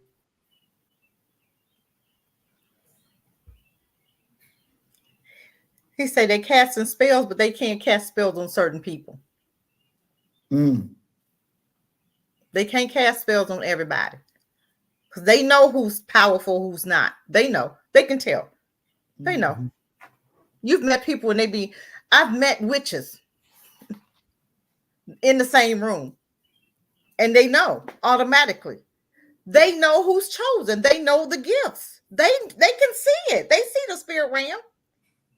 So they know who they can do that to.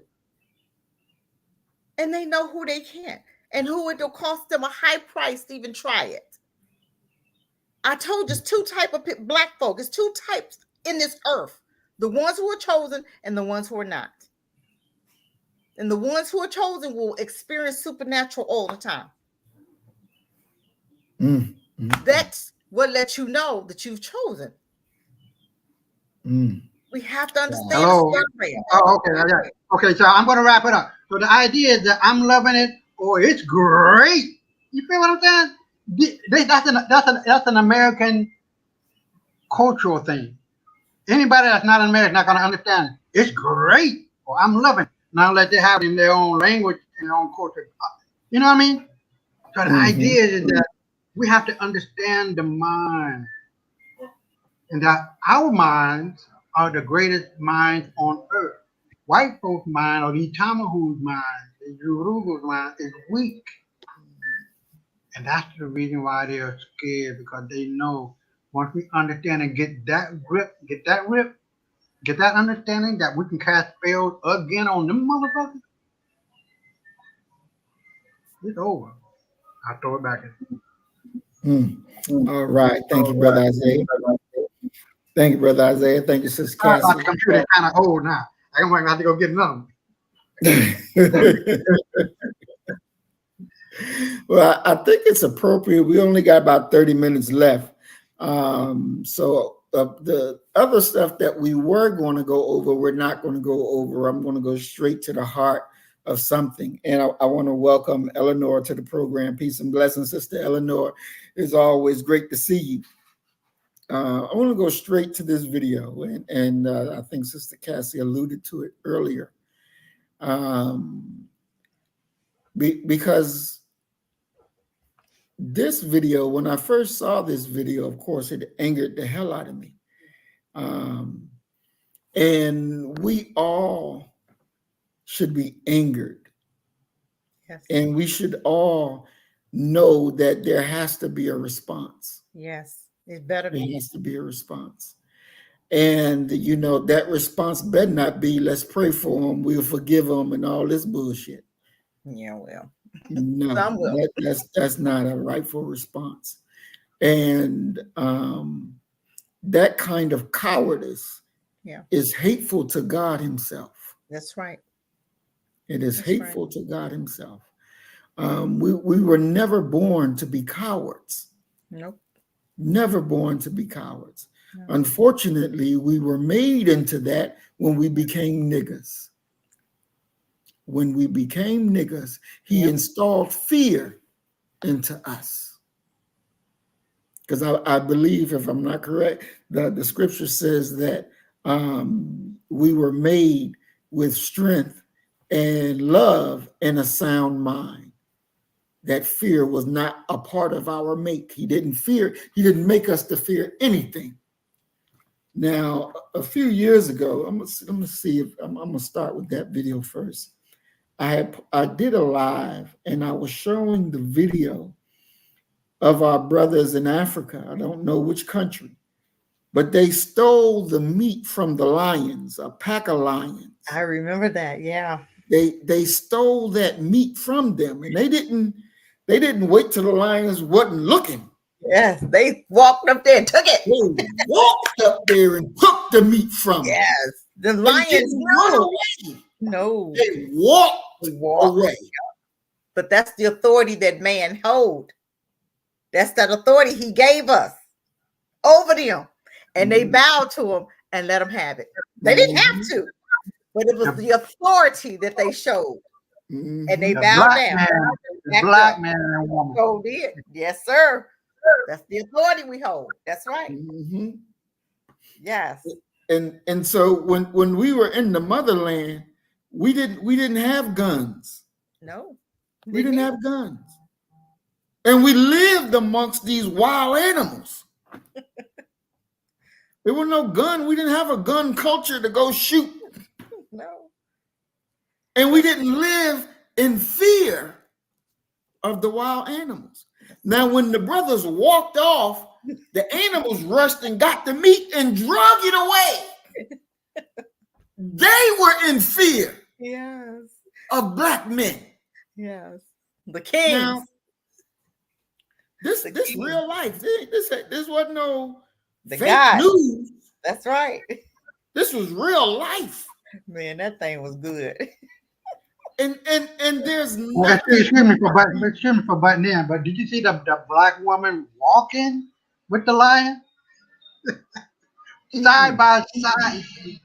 I don't know what the fuck is. You know, I'm an American Dominican. I'm not gonna be doing that bullshit. But that was a powerful video. And this just didn't happen just one time, it's all the time. But go ahead, Brother Marvin. Huh? You gotta walk in the gifts. Exactly. Hey, you call yourself little God, then you can walk beside him too. But not if you ain't walking fear. I'm too nervous. You don't have a fear. If you got fear, don't do it. Yeah, the enemy will sense that fear. You know what I mean? And I'm too scared. I'm tired. I ain't gonna be walking around alongside no big ass damn lion. No, thank you. No, you know what? I don't want to say that he's funny. There was the guy who he was playing with the lion. The lion was inside the cage, and he was just playing around. He stuck his finger up in that bitch far too long, and that lion grabbed that motherfucker and yanked it right on off. So no, thank you. So I'm going to show this video before we get into the other video that I want to get us into, because I want you to have it in your mind what you're able to do. You know, there was a time where I was out selling the Final Call newspaper, me and a brother Johnny, and I went to knock on the door and I had to go in their gate, and I'm knocking on the door, and next thing you know, I hear "Roo!" and I see a dog running towards me. So of course, what I do, I run out the gate and lock the gate, you know. And Brother Johnny, he said, He says, brother, Allah didn't make us to run from them. They're to run from us. So don't you ever run from a dog again. I don't care if the dog is charging you, you better not run. Yep. They smell. And I was like, yes, sir. Okay, yep. Yes, sir. Okay, yep. Then we went on selling the paper. He on one side of the street, I'm on the other side of the street. And we going and knocking on doors. But I see on his side of the street, there's a big old child dog that's loose and is barking. And I said, oh, okay, so you done told me now. Now you about to face this dog, and I'm about to see you in action. He had you up. And so we walking and he knocking on the door, and I'm knocking on the door. And before you know it, I'm way ahead of him. He way back there, I'm way up here, and the dog is a few houses ahead of me on his side of the street. Now the dog is not chained up or nothing, and he's and he's making all this noise. And I'm like, Lord, I'm gonna have to deal with this dog. So I'm walking. I got what he told me in my head, and I'm walking, and the dog charges at me. He comes across the street. I had the Final Call newspaper in my left hand. I moved the paper to my right hand, and I looked down at the dog, and I swear to God, the dog said, ow, ow, ow, ow, ow, and backed up and ran away. And ran away. I said, praise be to Allah. I was so happy because I saw that it actually worked. The dog thought I was going to be in fear, but because I had instructions in my head that I believed in, it removed the fear, and the fear went into the damn dog, and the dog went crying away. Yes, that's the power. And I said, wow, praise be to Allah. I was like, bro, Johnny, did you just see that? And he was like, yeah, man, I saw it. I told you. That's why he waited. That wasn't for Brother Johnny. That was for you. That was for me. That was for you, to show you the power that you possess as a king, as a little God. Exactly. We have to understand the power that he's given us. And a lot of us don't understand the power. I'm telling you, all we got to do is rise like we mad, and them crackers go to running. They're going to turn on themselves. We don't even have to raise a fist or a knife or a gun. He told us all we had to do, because it's so many stories that how Israel won just by standing and not moving. And what happened? One of them, they was marching around and the wall came tumbling down. Another one, they was standing up, and y'all had them fighting each other. You have to understand the power of who we are. If he did it then, he can do it now. So people say, oh, it's not that many of us. It don't have to be. But who we represent and who's representing us, that's how we win. It's not in our power. It's not in us what we do. It's who we are. But if we don't understand that, we'll run like cowards like we're doing now because we don't understand the power. And he's going to show us the power that we possess as his people. You ain't seen nothing yet. America going up against Iran, and Iran going to eat their asses up. Watch and see what I tell you. Then we're going to understand that America's done. These are cowards. But why you think Russia showed us the real Yah? Why you think he did that? Why you think Russia did that? People don't even understand why Russia did that. Because if Russia come over here to fight, black folk joining him. I don't care what you say against America. People don't even understand why he did that. He gonna, we was like, oh my God, Russia showed us. He know what he was doing, don't he? Because we have to understand the position right now that Russia's holding. Because he's going to use Russia against America. People don't get it. This is spiritual matter, honey. This is spiritual more than anything else. But we have to learn from it. Like you learned that God was talking in your ear. You learned it. Then you had to practice it. Oh, we're going to have to practice it, but we're not going to have to fight. So that's when people say, because I understand they don't know the spirit realm. When they say, oh, it's not enough of us. Sure it is. Because Gideon did it with what? He didn't have millions. He didn't have thousands. He had 300 men. That's it. Period. Exactly. You know, and I want to point out this what Mayat said. Mayat said that they're really not trying to kill us. They're trying to kill the God in us. That's right. They can't. They're trying to kill the God. They can never do it. They'll never do it. They'll never do it. Never. Ever. And every time they try, they reap coal on their head, and they get the worst punishment, don't they? How they treated us, it's coming back. They try to put drugs in our neighborhood. Now look at them. More of them died than us. They put abortion in our neighborhood. They can't even have babies. Every time you try to do what to us, it comes back to you. Every time. Every time. And I don't want to drag it out. Let me share these two things with you. Now, when Jaws came out, I think that was like in 73. I was 1 year old, but when I finally saw it, I never wanted to venture into the ocean. You know, the psychological part of that. You know what I mean? Right. All right. That's what they do. All right. Now, keep that in mind. All right. This is me. That's what happened, right? Because my ass are too small to be bitten into. Oh God. Okay, so the other thing is what Brother Muhammad you're talking about.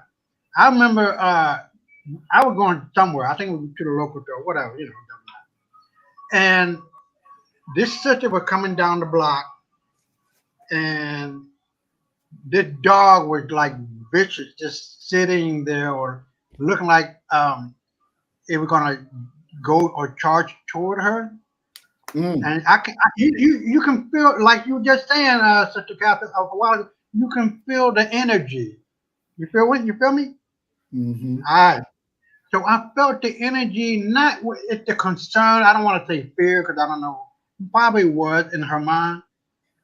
But when I got to the dog, right? It wasn't no little ass dog now. It's a big dog. I don't know what breed it was. But it got teeth. Anything that got teeth, you know.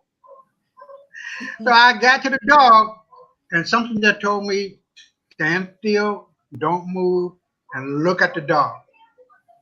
The dog forgot all about trying to, if it was going to attack her, it forgot all about that. And the sister looked at me like, what the fuck just happened? You feel what I'm saying? Because I don't, like you were just saying, Sister Catherine and Brother Muhammad, it's the spirit that you cast out, the energy that you bring forth that calmed the dog down. and it never barked, it never whelped. I guess that's the word. It just didn't do anything. And she was like, well, what the fuck just happened? Mm. And she walked right on by me, went on about her business, I went about my business, and that was it. Yeah. So there is if you give out fear, then that gives the other person or animal or whatever the case may be the incentive and the motivation to attack. But you have to understand who you are. Yes, who ma'am. you are, Yes. And walk in that authority, period. Yes, You gotta walk in that authority. Because you don't There walk it in that authority, it won't work. It won't, yes, ma'am. Anywhere you And go, that's the thing. you have to walk in that authority. And authority. And that's the big difference between those who Are conquer chosen and not. and have, just like the Haitians against the French. Little ass motherfucking Haitian army, ragtag army, just like the Hamas, Yep. going against the biggest army in the world, and the most fierce army in the world at that time. Yep. Yep, they were With the best. greatest weapons and all that, and they got their ass. And they got Do you their ass understand what I happened? rest my motherfucker. I But rest do you my case. understand what happened? Haiti lost the courage. They lost the courage. And when they lost the courage, they lost the fight. All they had to do was stand their ground and understand and continue being who they were. And because Haiti buckled when they said, okay, you pay us this money or else we coming back. What did Haiti do? Right. Haiti walked in fear. They gave the money. And they lost. They lost. They lost. They lost it. They lost the authority. If they had to say, you come back and stood their ground, Haiti would still be the top dog today. Right. They lost their position because they forgot the anointing. They forgot who they were. They forgot who they were representing. Because Haiti had it. They won it. Then these people gonna come back and punk you out. Tell them you don't pay us money. We coming back. Bring your ass on back. We already whooped you once. We gonna whoop you again. And that's not what Haiti did. They didn't hold that ground. If they had held that ground, Haiti would have been the bomb. Even to it would have been. It'd been like, oh, you want your money? Come and get this motherfucker. Exactly. Bring it on. Come on back over here and get some more of this. Seriously. But they cowered down. And you know what? I believe they cowered down because they let that cracker woman stay there and marry on to that bitch. That's what it did to them. That's right. That's what it did to them. Right. They let that cracker woman stay there and marry on to them. You can't partner with anybody either. You got to have the right partner because you can have the king of the castle, but if he got the wrong woman, he done. You got to understand who you are and the position you hold. Because once you tinker with that, or you kind of lose that faith on that, you're done. And this is what's going on with Black folk. So much is happening right now because he's trying to make you mad enough to get so mad till you run to him and you're going to rise up and he got you. He'll let stuff keep happening. How much you going to take? He said, rise up, I got you. That's right. But we so damn chicken fat right now, we can't even smell. We're so full of fear. These crackers ain't nothing. They ain't nothing. They can't handle us, y'all. They can't handle us. That's right. All we got to do, you got to get rid of the fear. You get rid of that fear, them devils, they gonna run. They're not gonna stand to try to fight you because they're gonna know. They got that, they got it. We can't beat them now. They got you now because you're walking in fear. As long as you walk in that fear, they got you. As soon as you stand up to them, not walking that fear, they're going to walk away. Or they're going to run away because they're going to know they lost. That's right. They lost. As long as they keep you in fear. The Wizard of Oz, they blowing smoke up our ass. You know, and that scripture that I misquoted, but the actual quote says, I did not give you the spirit of fear, but of love and a sound mind.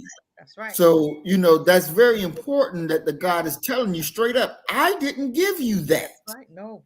I didn't give you that spirit of fear because you are mine. I don't have fear. Right. So how in the hell you going to have fear? Where you get it from? You know? Yeah. And so that's why we have to come up out of that. We got to come up out of that. I mean, you know, look. What the video. I thought we was gonna see the video. We almost out of time. We got like 10 minutes. You gonna be with me tomorrow? We come back tomorrow and we can finish it tomorrow because we can look here. We're gonna tear it up tomorrow. We're gonna be in that warrior mindset. So look here. If you need your warrior mindset recharge, you better tune in tomorrow. You better tune in tomorrow at 6 o'clock because we're gonna light this damn thing up. 6:30. Yeah. 6:30. 6:30. Oh God. 6:30, y'all. We're gonna light it up. You make sure you tune in. You need your warrior spirit, that charge, that supercharge. You tune in tomorrow. Because we're gonna light it up. We ready for battle. Yeah. We are ready for battle. It's time. Yes. It's time to get it on. Now it's time to get it on. Ain't no ifs, ands, and buts about it. They are truly punks. Truly punks. They are. Oh my God. And we could just show some videos with them running. Yeah. Oh my God. Man, they ain't about nothing. Y'all they are punking us out, you guys. They are nothing. You know how the bully you, and then you whoop it, you one punch, and that nigga go to that cracker go to run. That's what they are. Exactly. You have to take care of bullies. One punch, and then they're done. They're done. They so scared of you. They are hoping and praying you don't get it. They're hoping and praying you don't get it. But we waking up. I'm telling you, it's gonna be one time too many. And every time they do something, I'm watching. Is this it? Because it's coming. Oh, you can feel it. It's there. The valley of dry bone, baby, coming together. Hey, it's coming. I'm telling you. Every time they do something, I look to see, okay, is this it? Because I'm telling you, I thought George Floyd was it. But they love one time. But it's coming. It's coming. But I'm going to tell you what, we can't walk in that fear. No. Once you get rid of that fear, you got them. Exactly. You got them. Exactly. Because I know when I was in Nashville and I was actually on the program, we were doing the radio program, me and Doc and Sister Pam. And I heard the police helicopter over my house. And I'm like, police helicopter? I look outside. I'm like, what the hell going on? I see my son and my nephew surrounded by the police. And I'm like, hey, hold on. I got my son and my nephew out here. I need to go out here and handle business. So I put them on hold. I go outside, my dog trying to get out with me. I'm like, no, you stay in the house.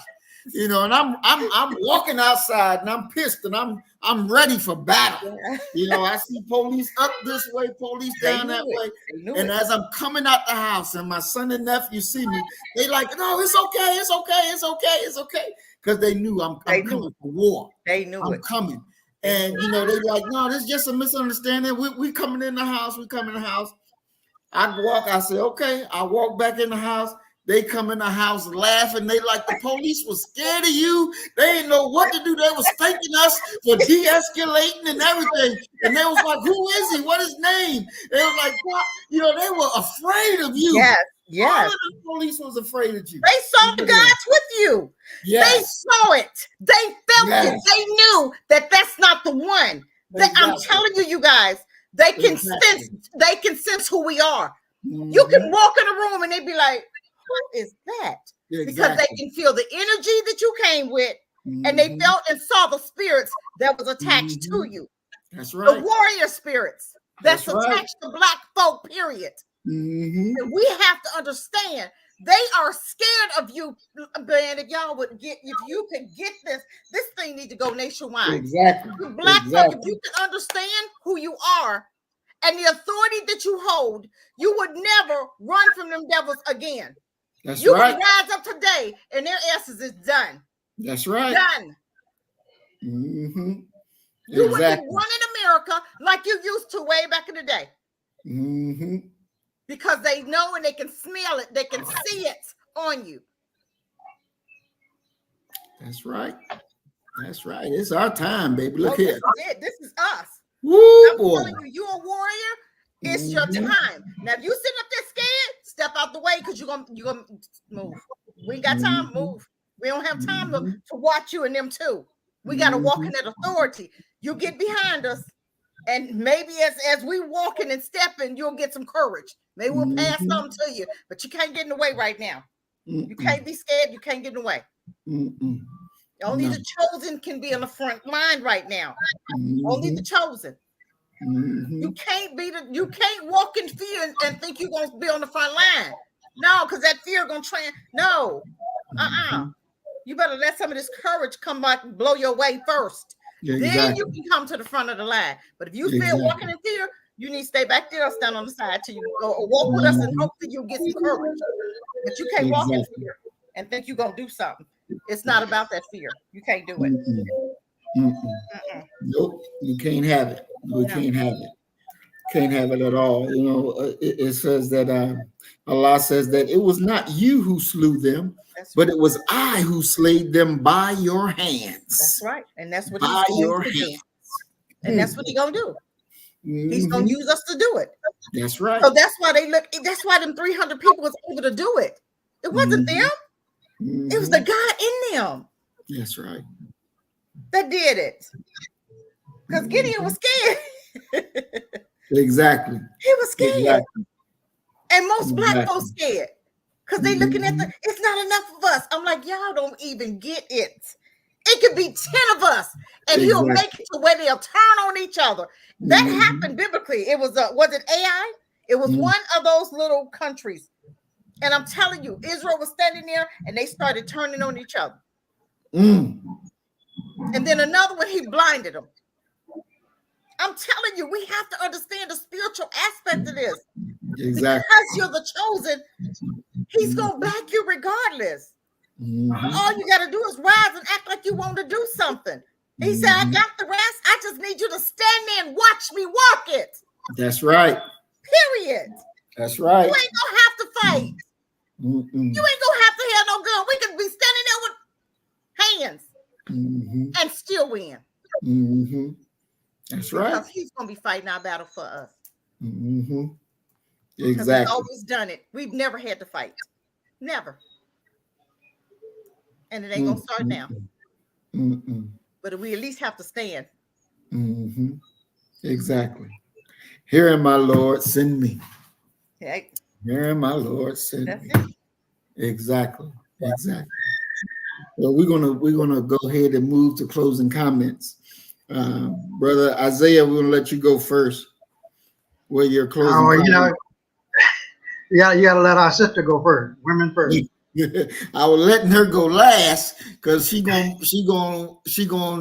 close it out like it need to be closed out.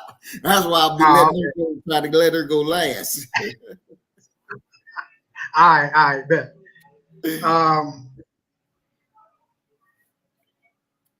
To me, there's nothing to fear but fear itself. Once you get over the idea of fear as it being a mental thing. Oh shit. These kids are these drums. But anyway, it goes away. You know what I mean? And the more you know how to deal with a given situation or a given person, the less fear, anxiety, all the other things that you can think of that goes along in that same group of words. You know what I mean?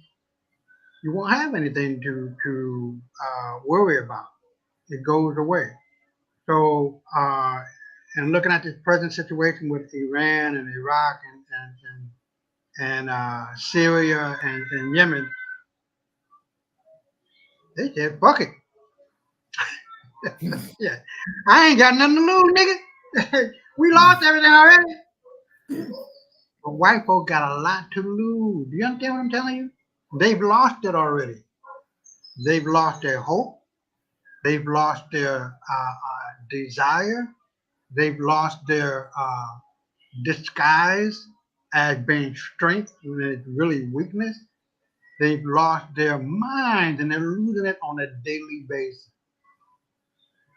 So when now, even more so than before, you are seeing that Iran and Syria and Yemen and all these other Middle East countries are tagging the shit out of white folks. The West is in decline, Europe is in decline. That's what they're saying, that the Tamahu, tail growing motherfuckers, white folks are in decline. They can't deal with it. The gig is up. They were never powerful from the beginning.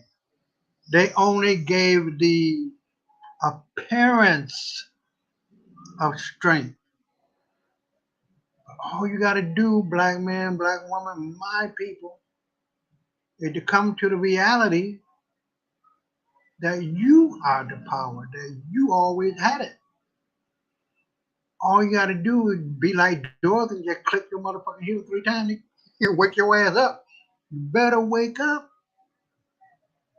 because the essence of it all is you waking up as to who you are, where you are, and why you are. The power is within. There's no other people greater than you.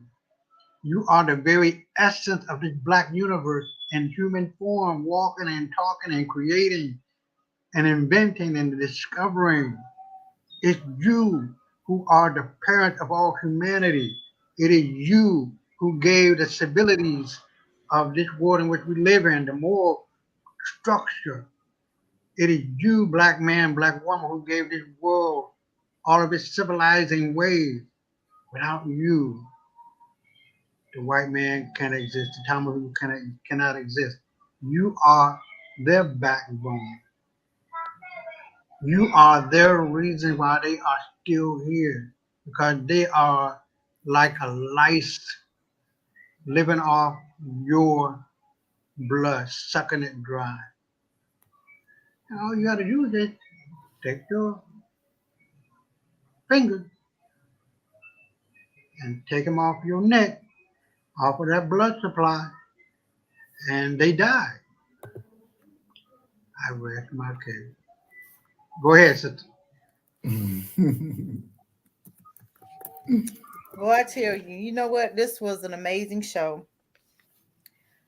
And I'm telling you, we need to have more of them like this. This one right here talked about things that people don't ordinarily walk in. Mm-hmm. And we have to every day. Your prayer should be, allow me to experience miracles, to experience the supernatural, and to help me to walk in who you created me to be. Your prayer, even if you were a coward and you know doggone well you scared and you just shaking in your boots every time the police get behind you, or every time it's time to fight, you ready to run the other way. Your prayer every day is, God, I want to be who you created me to be. I want to be the God. I want to walk in that Godship that you commanded me to walk in. You created me to be a God.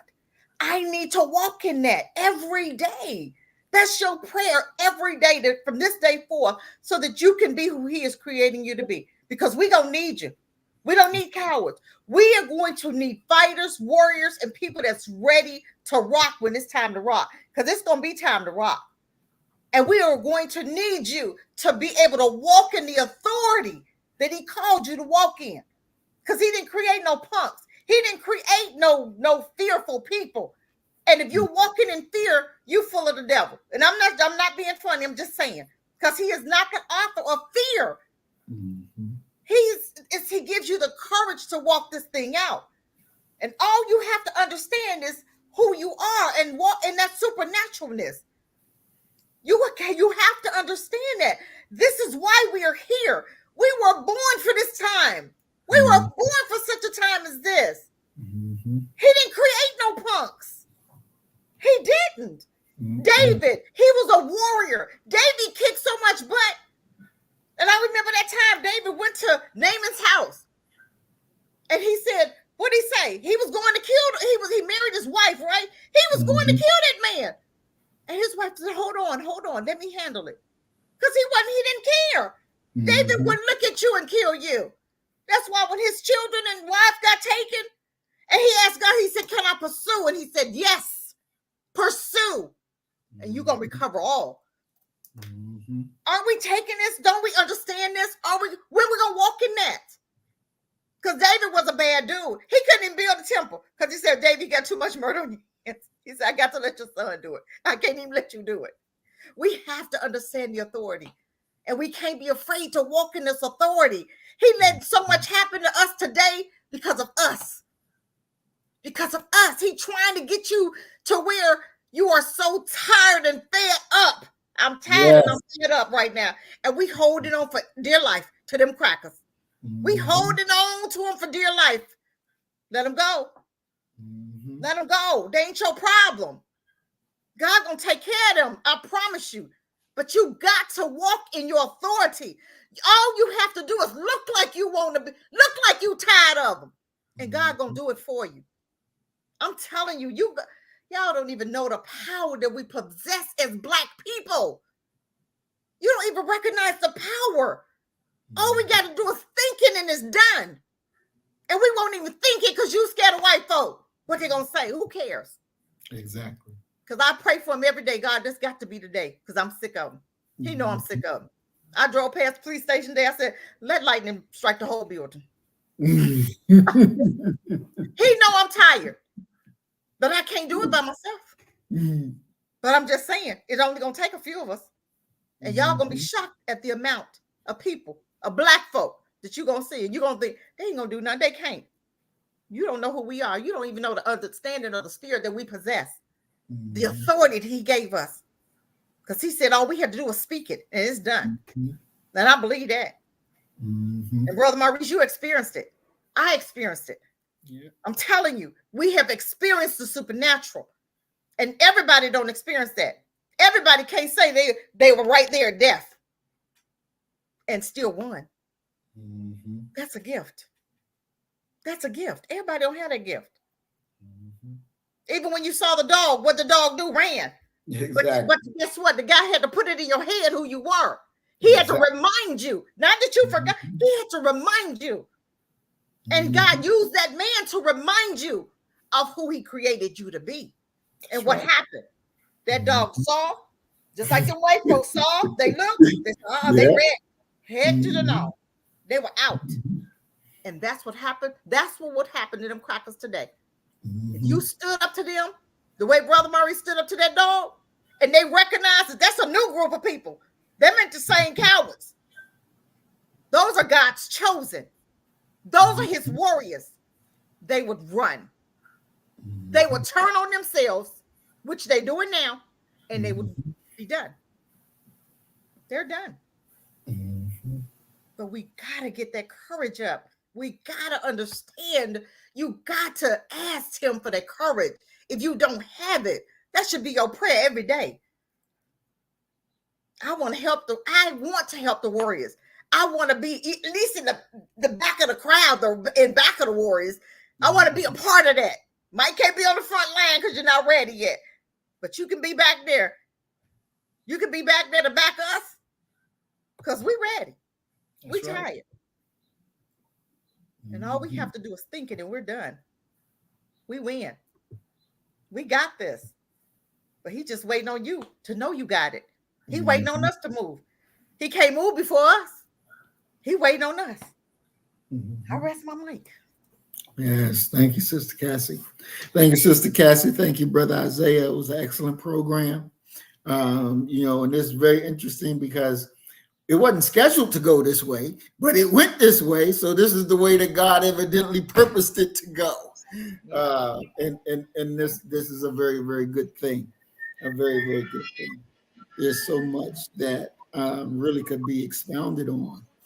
I do want to say this little part that we were going to talk about today, but we'll talk about it more tomorrow, is that you got to watch what you eat, because what you eat can put fear in you as well. And, so we're going to show you some things tomorrow about the food and how is being farmed with feces and urine and all this craziness, because we got to be aware of what this enemy is doing to definitely get you to be disconnected with our God, to definitely let you to be their servants even more and more and more. So as we always say, I thank you all. Thank everybody in the chat family who came with us tonight and rode with us. These 2 hours went really quick today. It did. But be with us tomorrow at 6:30 because we're going to tear it up. I swear to God, we're going to tear it up tomorrow. You're going to know if your energy is low, you come on, tune in tomorrow because we're going to tear it up. it's gonna be hot to trot. Where we're gonna be hot to trot. So I love you all, and thank you for coming. As we always say, you kill the nigga in you, I'm gonna kill the nigga in me, and our God. We are Black First. Black. Today, tomorrow, and forever. Stay black. Peace. Peace. Love y'all. So you better get the message. Love it, sister. And get it straight. You're gonna need some bridge work. It's simple as that. Because we're living in judgment. We're living in implementation.